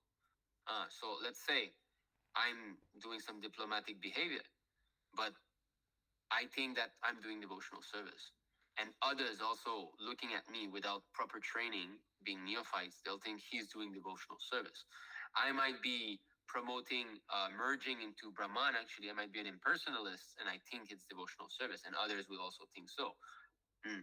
I might be even killing animals, and I might think this is devotional service. No, Prabhu, I'm starting this business, but I'll use the money for Krishna and so on. I won't continue doing it so long. Actually, I'm sinful. I'm killing animals, but I'm thinking I'm doing it for the Lord. And other who, he's right. He's using the money for Krishna. What is wrong there? So those who are inexperienced will think that, oh, this plant is actually the real plant, because the plant looks exactly the same. Sometimes there's some plant that look very similar, but if you make a mistake, actually this happened. There was this story in, I think it was in Canada.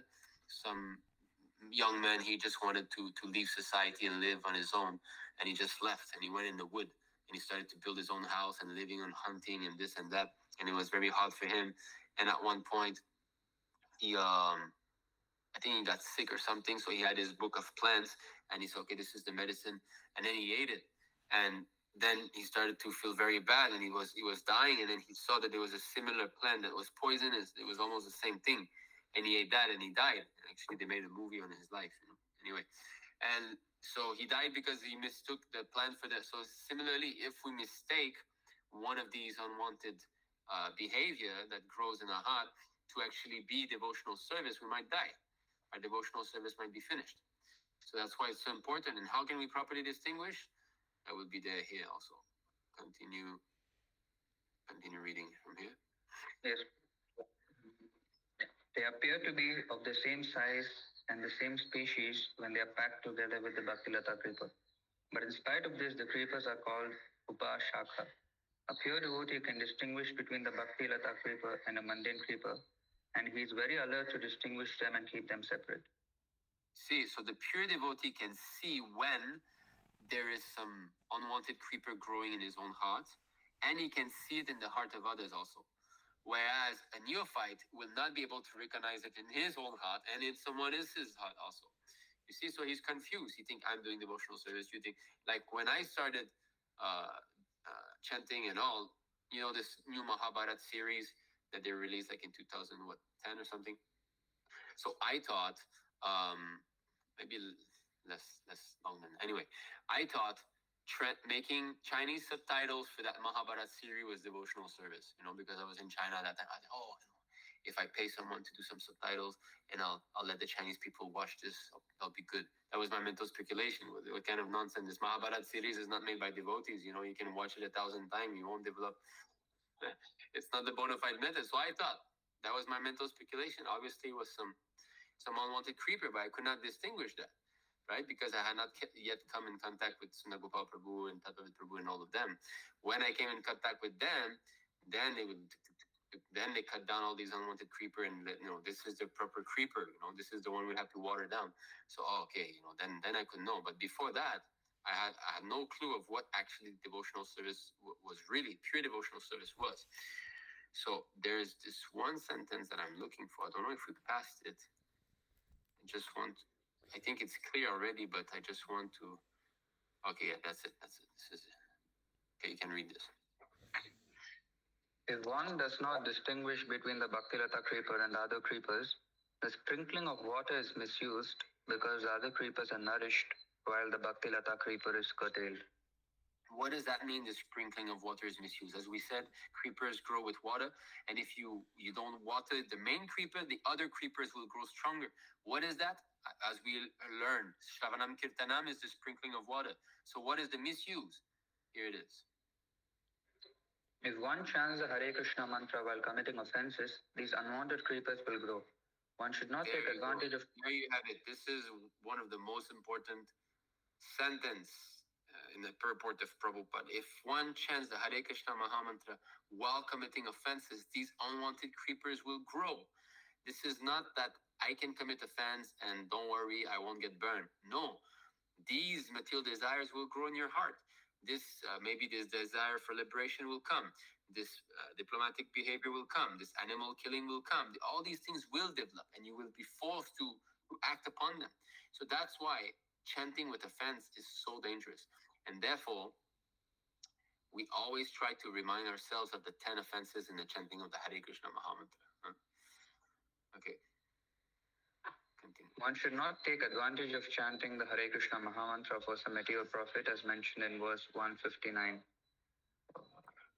Okay, so then we might think, well, we all chant with offense in the beginning. Every neophyte devotee chants with offense. So how does that work? How come, I have no chance then because I'm chanting with offense? So all these unwanted creeper will be finished. No. So here, Bhaktisiddhanta Saraswati Thakur, you can see. The unwanted creepers have been described by Srila Bhaktisiddhanta Saraswati Thakur. He says that if one hears and chants without trying to give up offenses, one becomes materially attached to sense gratification. This is the key. Without trying to give up offenses. So one should at least try. You see? Like we read, Bhaktivinoda Thakur says, you commit offense while chanting, chant anyway. That's all right. So the chanting must go on, but there should be some endeavor to try to also stop offenses. And sorry. Therefore you need. Yes. Hare Krishna. Yeah, Cassie. Haribol. Oh, okay. I don't know if you had a question. You can ask it, or if maybe it was a mistake to unmute yourself. And in any case, you can maybe type it in the comment section if you have a question. Okay, so as I said, we have to become aware of what the offenses are, and we have to try to give them up. Okay. Okay, so I think this is all there. One may become as Mayavadi. He wants to attain liberation, or he wants some yoga siddhi, wonderful yogic powers, or wonderful material activities, or he can become victimized by diplomatic or crooked behavior, or he can fall into women and illicit sex, make a show devotional service like the Prakita Sahaj. So there's so many things that can develop, right? Or one man develop, this is a Hindu Vaishnav, this is a European Vaishnav. That means he will see a devotee as the skin. Oh, this is a black Vaishnava, white Vaishnava. White Vaishnava is better than a black Vaishnava, or vice versa, So all this is because of offensive chanting. Or this Vaishnava is a Mlecha Vaishnav. He's born in America, so he's lower than an Indian Vaishnav. No, this is all due to offensive. Or making compromises, even wanted to make compromises with non-devotees. That is due to offensive chanting. There are many devotees who want to do this, so-called devotees. So that's it. So that's the point I wanted to come to. So I think this is pretty clear. Srila Prabhupada has explained. Okay. Maybe we can go see now in the comment section, see if there's further questions. I think there's some hands are raised. Are they? Maybe not. Okay. Okay.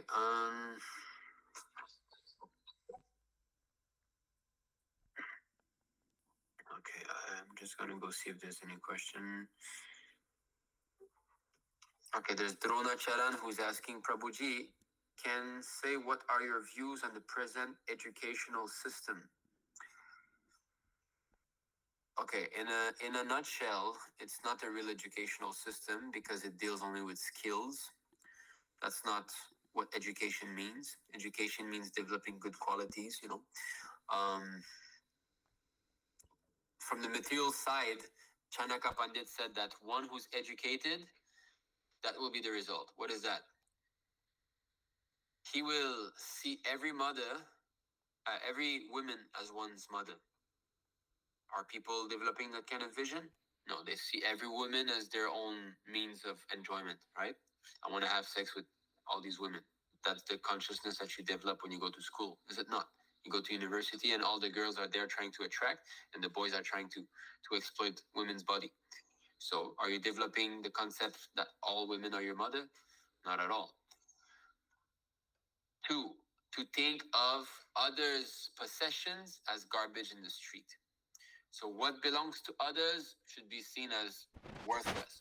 Not that you become greedy and oh, this man has got this, you know, I wish I had it, or you know, maybe I can steal it from him, or like that.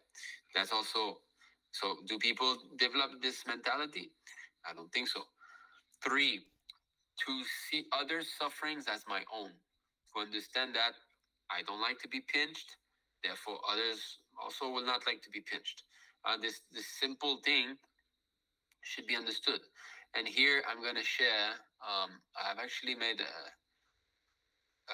talk on this topic here, so you can see Krishna's children in Karmi's schools. Okay, so we've discussed this modern educational system in this, so I'll be copying this here. I'll just put the name first so that you know this is it. So this class is quite long, but everything is covered. I think. I mean, most of the aspects are covered here. So you can watch this to have more detail. But ultimately, no, it's not, because real education means to know God. That's the real. That's what we need. That's what we need. We need to reconnect ourselves with God. So to learn some skills, to become an engineer, to become an architect, to become, this is all Shudra. This is all the working class. The working class has always been there, and in Vedic times. But in Vedic times, this working class was the lowest class. The people who were only engaged in technical work of building stuff and doing stuff, they were considered the lowest in society because they were not very intelligent.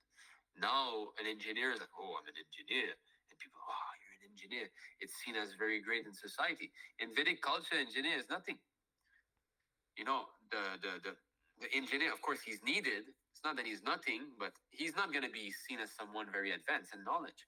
The Brahmanas, the one who dedicate their life to study the Vedas and teach the Vedas, worship the Lord, teach others how to worship the Lord, subsist on little income and give donation to the temple and so on. These people, these Brahmanas, they were the one leading society. So real education doesn't mean A, B, C, D, and 1, 2, 3. It's not this stuff. Education means to know God. That is real education. 8, Maria. 8:245. Monday 8:245.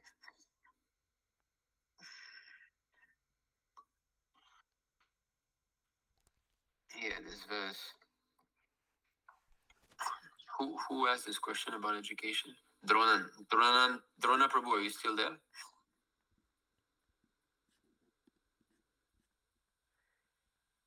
I don't think he's there, Prabhu. So I'm replying to a ghost. Anyway, we can all read. Who would like to read? Can I read, Prabhu? Yes, go ahead. Yes, sir.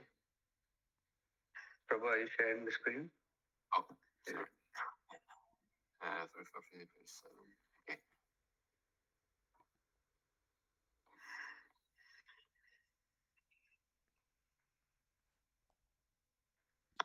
Yes, Prabhu.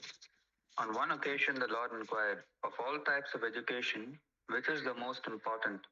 Ramananda Raya replied, no education is important other than the transcendental devotional service to Krishna.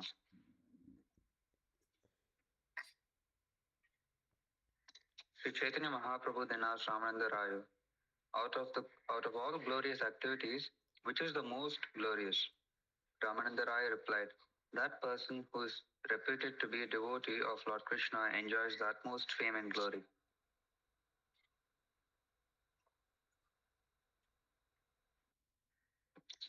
Sri Chaitanya Mahaprabhu asked, of the many capitalists who possess great riches, who's the topmost? Ramananda Raya replied, he who is richest in love for Radha and Krishna is the greatest capitalist.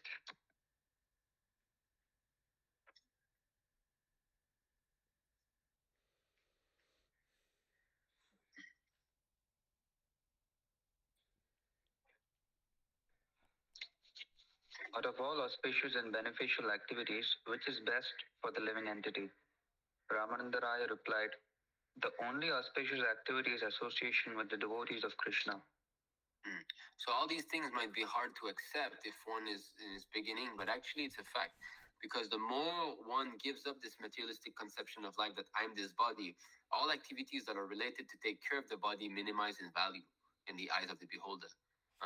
So as I progress spiritually, I will see that maintaining the body is not that important. Of course, it has to be done, but this is not the main thing because body is going to collapse. We all see what a dead body looks like, and it decomposes, it becomes a skeleton and all. So you're going to work so hard to take care of that thing that is meant to be vanished.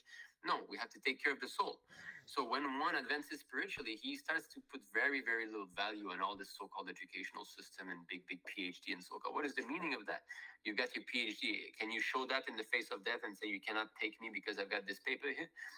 Death, waits for, what is that? Time and death waits for no one. Tide and time. Time and tide. Anyway, death is not going to be excusing anybody. It's coming for everyone. So I'd like to share this, what Prabhupada said. And this, I have personally experience of that. So it's a quote that is very dear to me. So you see, Prabhupada, they say, they simply give primary education. They can read, that's all. See, they can read, that's all. So if the child can read, that's good enough. And they don't send because everyone knows that sending boys to school means spoil them. That's all. I have seen intelligent boys.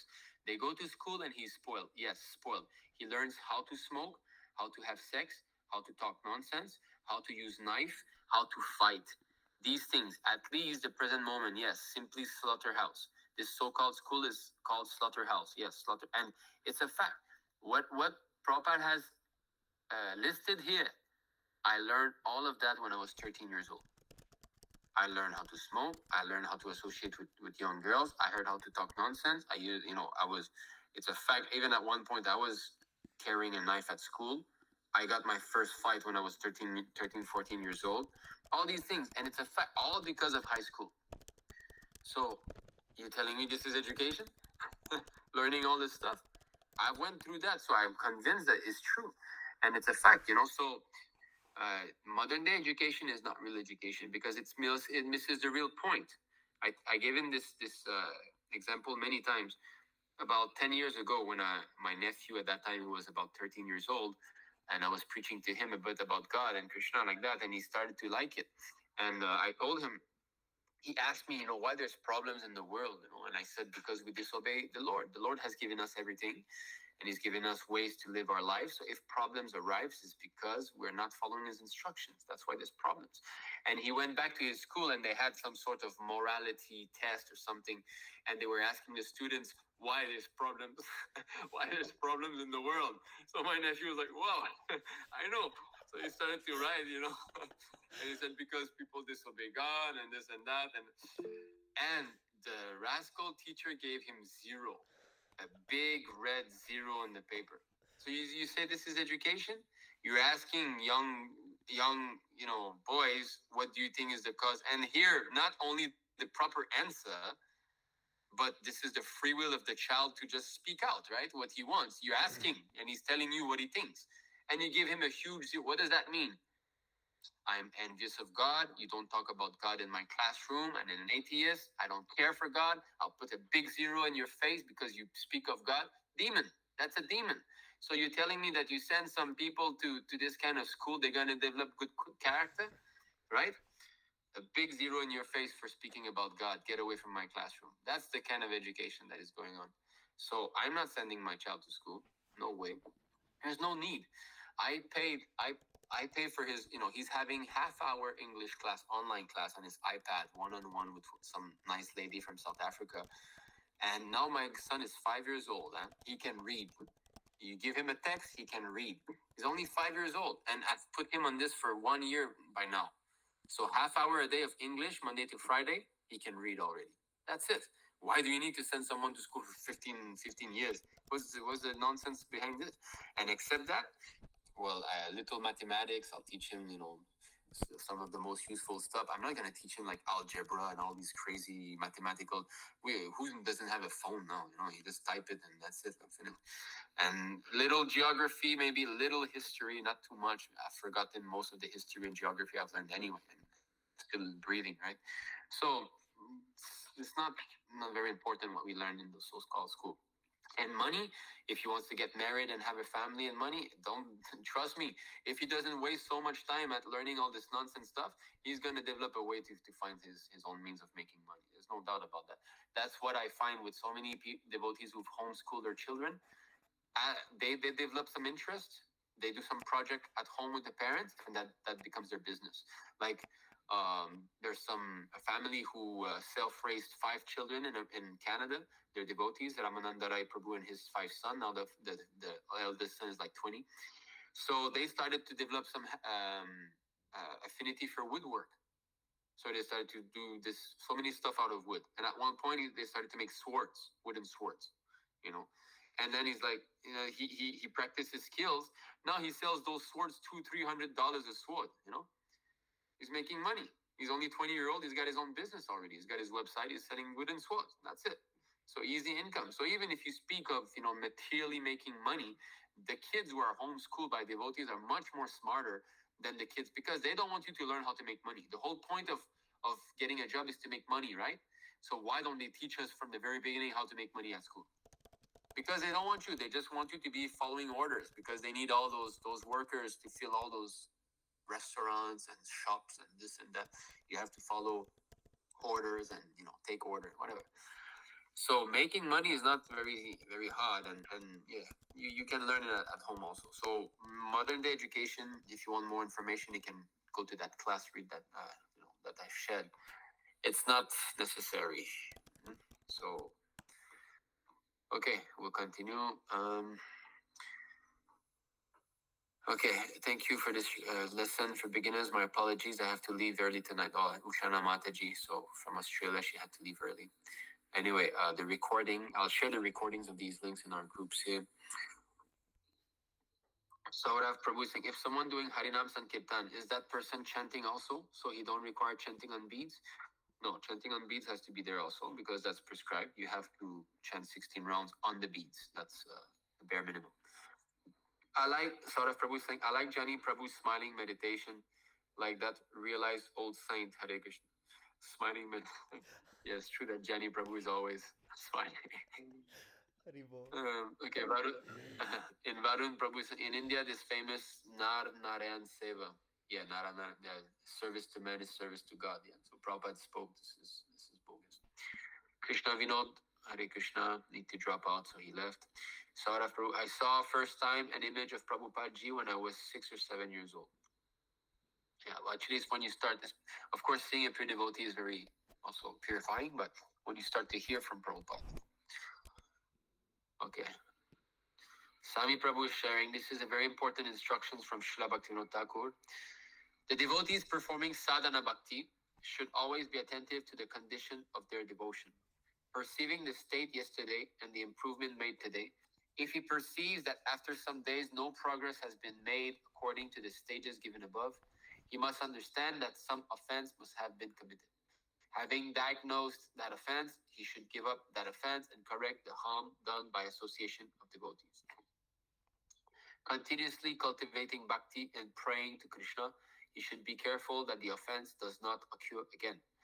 Those who do not care to examine their progress will advance very slowly due to the unseen obstacles they have created. Devotees take special precaution in this matter. Yes, very nice instruction. We should always double check. Am I properly advancing spiritually? If not, what did I do? Yeah. Okay, so Casey Stefan. So Casey Mataji, she's a nice lady, a nice Bhaktin, who's interested. She started to come to our program here in Australia. So she wrote a message here. So she says, I'm very new to this journey, but it makes a lot of sense to me. Forgive me if this is not the right time to ask, but listening to you and with much respect to what you have shared, can I ask, what is the view of meat is consumed purely for medical purposes? From an Ayurvedic view, it can sometimes be medicinal. Is that not acceptable? So yes, in the Ayurvedic books, there are some mentioning of meat sometimes, but all of this can also be fixed by non-animal products.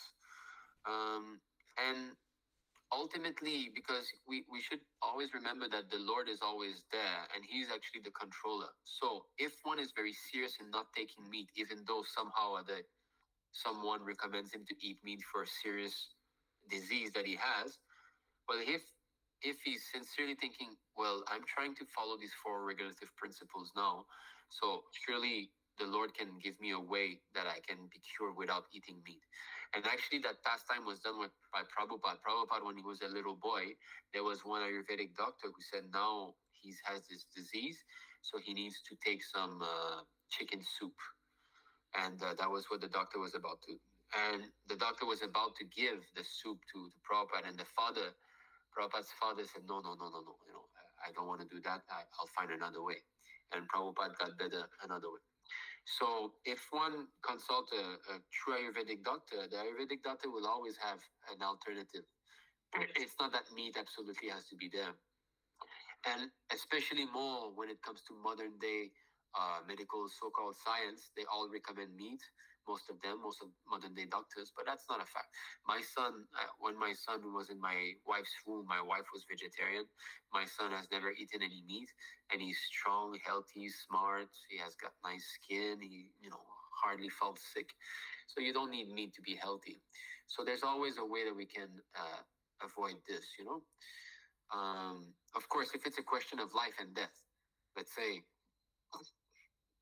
okay, you're an island or on a plane crash and there's nothing to eat and there's only meat, then yes, of course, one's life should come before this principle. We should, so you can eat meat in such extreme circumstances. There's no harm there. The Lord will not be angry at one. But nowadays, especially now that you can order something from the other side of the planet, there's no reason to continue eating meat. You can very much sustain yourself on beans and milk. By milk, you can make butter, you can make yogurt, you can make paneer, right? The curd, the paneer, which is full of fat, the good fat from the milk. There's so many things that taste like meat too, like banya nut in Australia. You got this huge banya nut. If you know how to cook it properly and fry it or bake it, it has the same meaty texture. Jackfruit, unripe jackfruit. If you cut it open and all, and you boil, high pressure cook it, and it has the same texture as like mutton, a lamb. I've cooked it a couple of times in China. Tastes very nice. So there's a way to go around it, because taking the life of another living entity is never appreciated by the Lord. He doesn't like that, because he says, "Sarva yonishu konteya." I am the seed-giving father of all living entities. So he's the father not just of human beings. Not that we are more his sons than animals. No, animals are also. So for medical purposes, I doubt that it's actually necessary. I know some Ayurvedic doctor and they've never recommended anything when it comes to that. I don't know if there would be like a question of life and death, and somehow a very good Ayurvedic doctor is saying you must eat meat in that case. Then okay, if you're about to die, what to do? But in most cases, I don't think it's necessary. Okay, Sami Prabhu, time and tide wait for no man. Yeah, thank you, Prabhu. Time and tide wait for no man. Sami Prabhu, everything has a knife here these days too. Very accurate by Prabhupada. Yes. So dangerous. what kind of education you go to school and you learn how to use knife. Saurabh Prabhu, if it's education, why all boys and girls are puffed up? Rather, education make one humble. Asura teaches. Yes, the goal of education is that one should become more humble, develop good quality. But now education means you sit down in a room for 3 years on your little bench in your university and you think you've explored the entire universe. Is it not? That's how they think. They think that, I've got this degree, I've graduated from whatever in the university, and now I can give opinions on the creation and if there's life on the moon and if this and if that. And, I've seen the whole thing by putting my nose in this little book in my classroom. All these university graduates, most of them, they become very, very puffed up that I know, who are you to tell me? Prabhuji. And they become atheists, right? They even sorry, Prabhuji. No, Prabhuji. Sorry. Yeah, go ahead. They even don't talk properly. Like they have like so much ego. Yeah, pride. They develop bad language. If you speak of God, you need God. I don't need God. I can do things by my own intelligence. You are like old-fashioned, like from the countryside. God. People who speak of God are like yes. Country people. Okay. Debalai Nandi Prabhu said they will give 100% if we speak about dog. Yeah, probably. Why there is problem in the world? Because people don't have nice dogs to calm them down and take care of a dog that will, oh yeah, very good idea. Like Prahlad Maharaj, Guru Kula teacher. Yeah, same thing. In India recently, one girl suicide because she didn't clear an exam. She's only 18-year-old. Yeah, that's another thing. Stress. The amount of stress that this educational system puts on children is crazy. And like in Korea, this suicide thing is a normal thing. Like it happens every year, like dozens of children. So much stress. That was not there in the Vedic educational system. There was no stress like that. According to the nature of the child was taught in a specific way. If the child is not like intellectual in his nature, he's not good at remembering stuff, but he's good with hands, he likes to, okay, then you let him do that. That's all. Not that everybody has to be a learned scholar, right? And if someone, so there's different nature that they don't recognize that. Everybody together, boom, one classroom, learn the same thing, blah, blah, blah, blah, blah, blah, blah, blah, boys and girls, blah, blah, blah, like that. That didn't used to be the system before. So there was no stress before because you were engaged by, first of all, a teacher who was really learned, who knew about spirit and matter, not just matter. And he knew how to recognize your own nature. He knew how to guide you according to that nature and guide you, towards work and activities that will befit you. And naturally you'll feel comfortable because when you do something that is nice for you, then there's no need of pressure. But like read this book, 150 pages, remember everything, and then you have to have 95% in order. What is this nonsense? There's no practicality at all. I remember I used to shake. My father was quite strict with me, so I remember when I would get like the result of my test and I'd fail, I would walk home, and then I'd see the stairs of my house and my head would literally spin. I'd be like, and it would be like death for me. And then showing this to my father, and my father was like, wow. Of course, my father got caught up in the whole thing, also. So what to do? So much stress I went through. And for what? Who is the first colonist who landed in North America? Was this Christopher Columbus? Or la la la la la. What do I care? Is it practical now in my day-to-day life? Is some guy gonna come to me? I'll give you $1 million if you tell me who's the first. This is all nonsense. We don't need this stuff. It's all bogus, Instead of wasting time with all these useless personality, who discovered that, who did this stuff, why not hear about God? The person who created all these personalities in the first place, right? G means hurry and finish. Happy test seems like G exam. Finish. Debalinandi, yes, Prad Maharaj's example is very accurate. Saurav Sahu said, girl must marry unless age. Girl has no chance to go outside and mix in with others. Yeah, that's another thing, in Vedic culture, early marriage was there, but it was all within the system itself. That's a big topic that has to be properly explained. We've given some classes on that. Okay, so I'm seeing Sai Karti Prabhu is saying, I once wrote a Krishna conscious letter to school for assignment and gave one presentation under Prahlad Prabhu's instructions in my university. Luckily, the teacher was Muslim lady and gave almost full marks. Yes, in India, actually, you'll find still a lot of pious teachers. It's there because by nature, Indians are very much God conscious. But even in India now, there's a lot of degradation, so what to speak of somewhere else. Manu Prabhu said, then one mental speculation about avoiding offense. One can say that since I'm a neophyte and I'm prone to make offenses, then I should limit my association with devotees to not disturb them. Yeah, that's a very good mental speculation. I should stay away from devotee in order to not commit offense. That itself is an offense, Prabhupada says. If one lives separately from the devotees, it's offensive because it's disobeying the spiritual master. Prabhupada said you should be with the devotee. So it's a good trick. Maya's got many tricks to trick us into. The same logic is sometimes used for initiation also. That one might say that I don't want to take initiation because sins committed after It'll be initiation. more offensive later on. Yeah. Yeah. If I break the principle, it'll be more offensive later on, so I should not Yeah. take initiation. Very clever. Yeah. Good. So never take initiation, Always stay in the material world because who knows? If you go back to the spiritual world, you might commit offense to a pure devotee there. So remain here. Yes, Prabhu.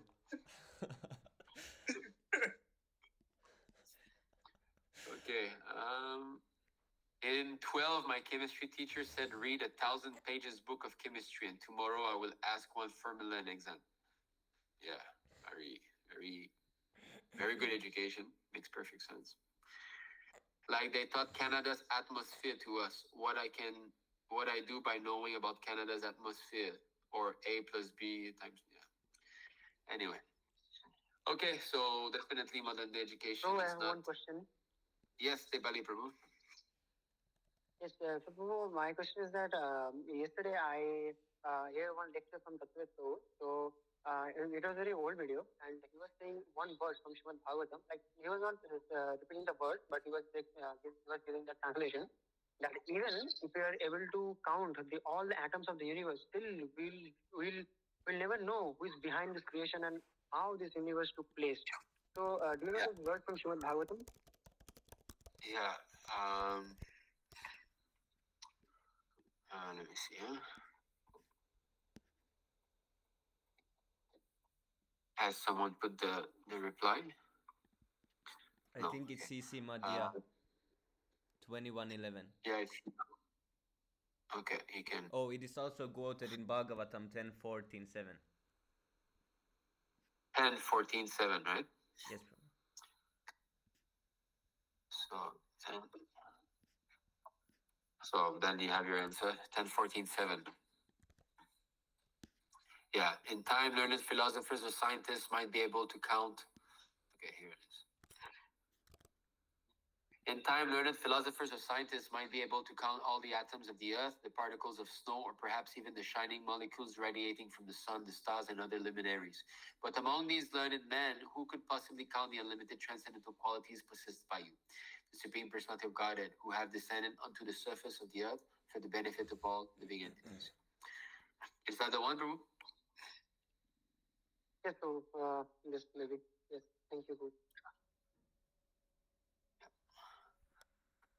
Well, they might even be, our material scientists are so far from being able to count all the atoms of the earth or molecules radiating from the sun. How you can calculate that? Anyway. Okay. Jani Prabhu is saying, I'm on the bus. Yes, I'm a traveler, so I can't unmute myself. So I just want to express my deepest gratitude to you, Nimai Das Prabhu, for this wonderful Vaishnava Sangha class, for this wonderful Vaishnava Sangha association. So fortunate to just be here and hear such nectar. Nectar comes from Prabhupada, of course. Association of devotees is the core of a sincere bhakta who wants to cultivate his bhakti lata beach. So I'm just happy to be here. Just have one question: how to stay always in the Lord's protection? So, yeah, that's it. I think we've covered that, right? Fencing the Bhakti Lata Kripa. So to always stay in the association of the devotees of the Lord is to always have the Lord's protection. Because Krishna says, I want to purify this material world with the lotus feet of my devotees. So that's the Lord's protection. That's his plan. He sends his pure devotee here for our protection. So if we stay within the realm of the association of such devotees or the representative of such devotees, we are protected by the Lord. That's the way. And association with devotees means, doing what they're doing what they're saying, right? So if you keep chanting 16 rounds, that's the bona fide method, follow 4 regulative principles and associate with devotees, you are in the Lord's protection. There's no doubt about it. Now, if you want So further, regarding this, if you want increase your protection plan, your insurance in the material world, you have to consider taking formal initiation at 1.2. That's going to increase your protection. Okay, Debale Prabhu, so yes. regarding this, Prabhu, this regarding this Lord protection, in Srimad Bhagavatam there is a beautiful verse, 333:29, translation and purport also. So yeah, any Prabhu can read this. 3:23:29, right? 333:29. 333:29. Okay, just one moment. I think my Chrome just closed. Oof. There was I've got like some 40 tabs open, so I think recent. How come the whole thing just closed like that? Okay, anyway, it was just the verses, but there was one verse I wanted to keep. Okay, anyway, what is the sorry, Prabhu? 333:29.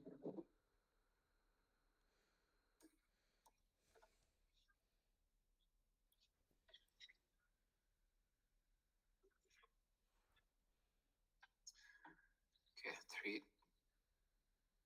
And how is this thing going on? Where am I now? Wait a second, I'm a bit confused as to what's. Oh, okay, here it is. All right, so I have to switch that. Okay, sorry, I'm struggling here with my browser. Okay. Because she was always absorbed in the thought of the Supreme Personality of Godhead, she was not aware that her hair was sometimes loosened or her garments were disarrayed. Is it the purport, Prabhu? Yes, Prabhu. Actually, this Sanskrit sloka has one word for specific for this protection, and purport explain this. Yeah. In this verse, the word Daiva Guptam, protected by the Supreme Personality of Godhead, is very significant.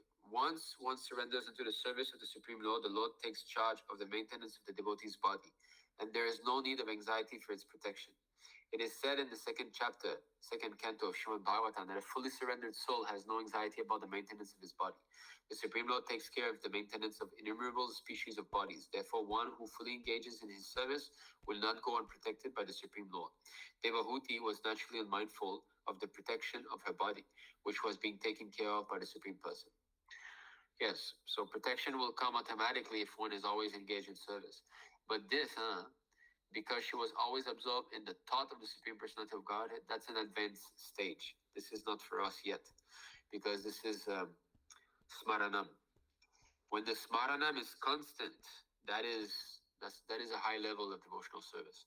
That is past the asakti platform, But for us, practical application, so that means engagement, constant engagement.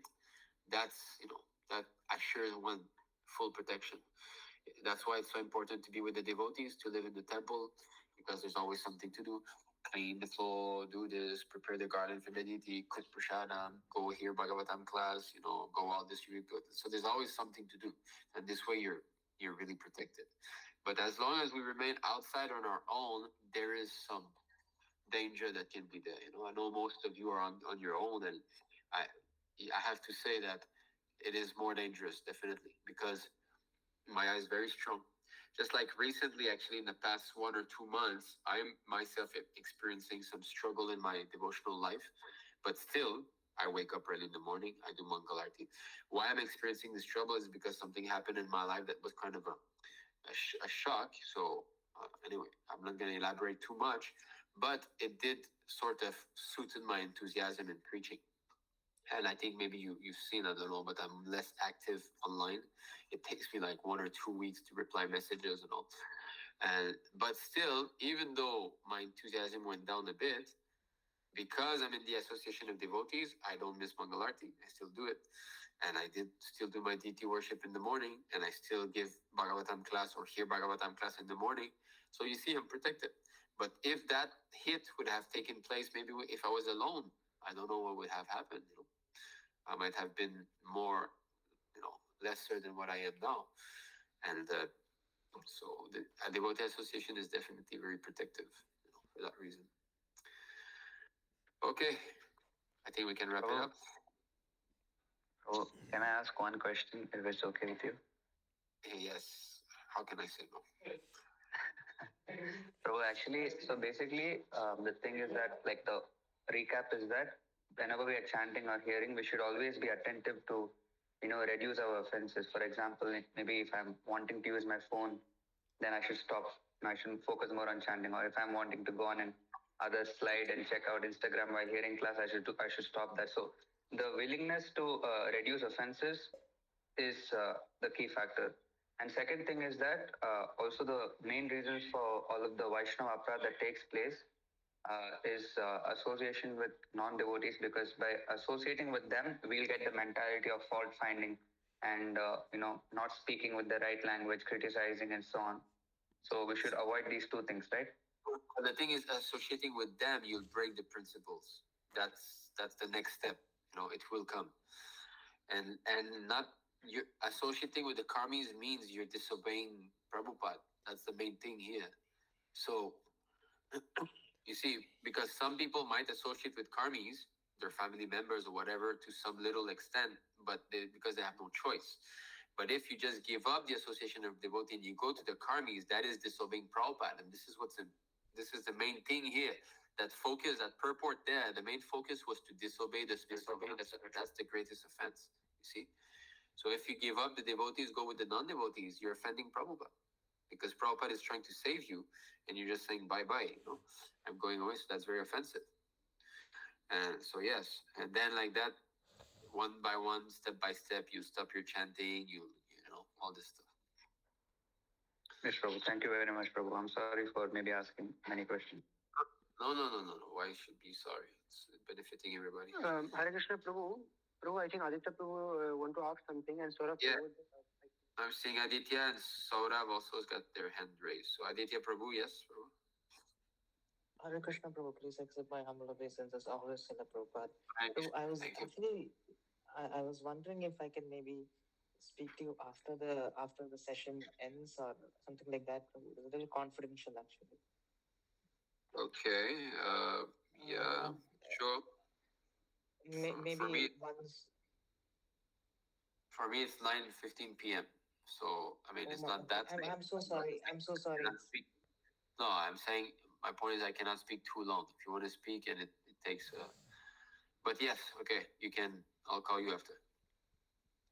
All right. Or I can stay back in this call itself, and once the devotees leave, I can talk to you instead of taking too much of your time, Prabhu. No, it's okay. I'll call you. You want WhatsApp or Telegram? Actually, my WhatsApp is blocked, Prabhu. So can I call you on Telegram? Telegram. Yeah. Okay. Sure. I'm searching for you. Thank you so much. I'm so sorry about the trouble. No. Sure.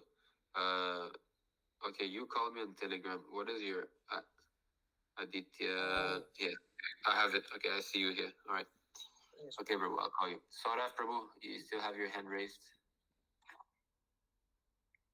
Prabhuji, so I have actually a doubt. So can I ask now or later? Yes.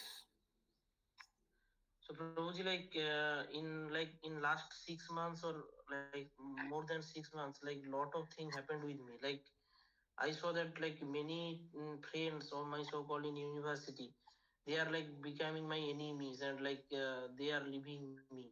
And like I'm totally now alone. Like I never um, saw these type of things in my life. But after I start to practicing this Krishna consciousness, So these types of thing happening. Why these are happening? So I am Because you're little very nervous. fortunate. That's why. Because you're very fortunate. When flies go away from your body, that means you're clean, right? But Prabhuji, these things actually hard, nah. But you were very new, but these things will hard. When your friend will leave you, then Prabhu, what friend? What friend? If they're your friend, they would want to be learning with you, no? Real friends, they will be there for you in sunny days and rainy days. That's real friend. So now you are starting to learn about the spirituality and all, and these people are leaving you. What kind of friend are they? You know, I've had a huge group of friends too before I became a devotee.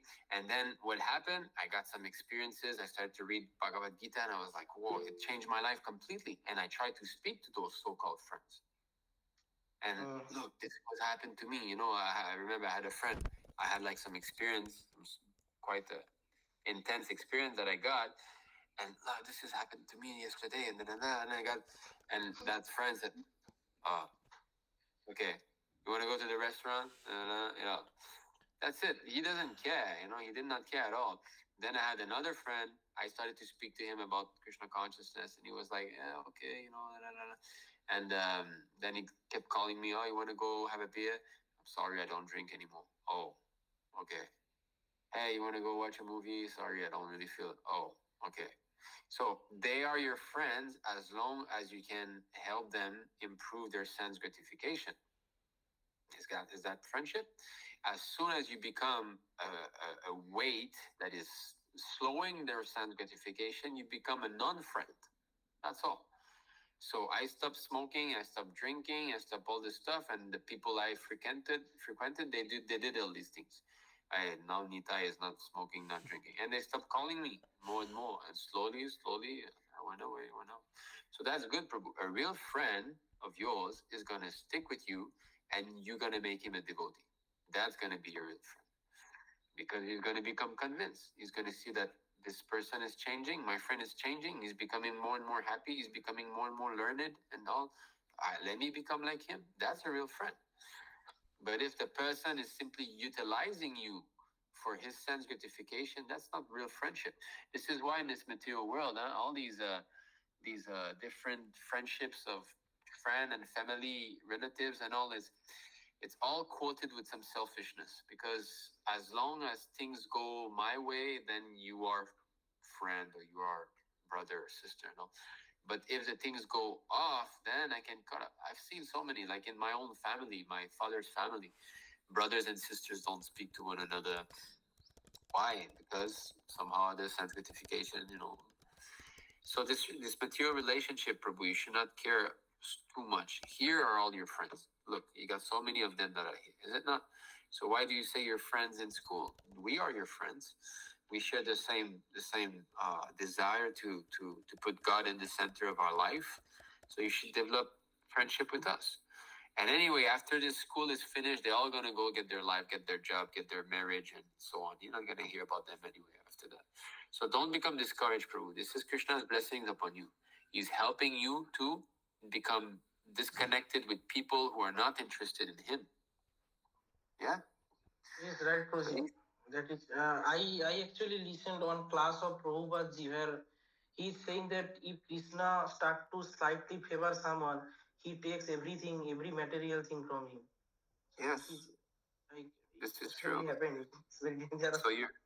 So you're fortunate, because on our own, it's not possible to give up our friends, our family.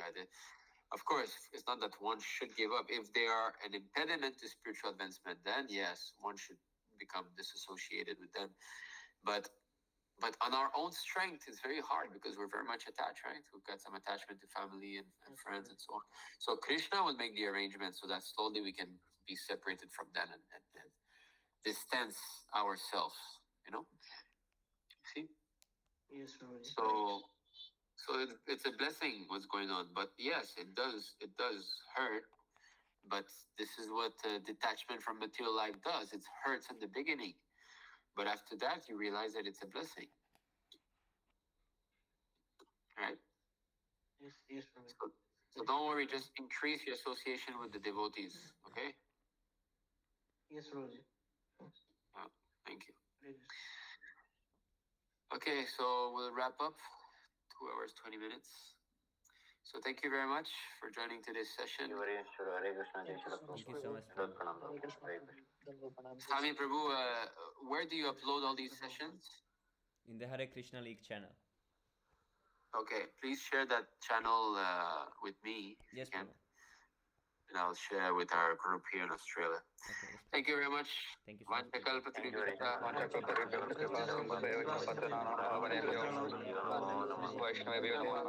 Thank you so much, Prabhu. All glory to Prabhupada. Hare Krishna, all glory to Prabhupada. Nitai Gaur Prabhu. Hari Hari. Hari Bol. Hare Krishna, Prabhu. Hari Bol, Hari Bol. Thank you so much, Prabhu. Thank Hari you. Bol.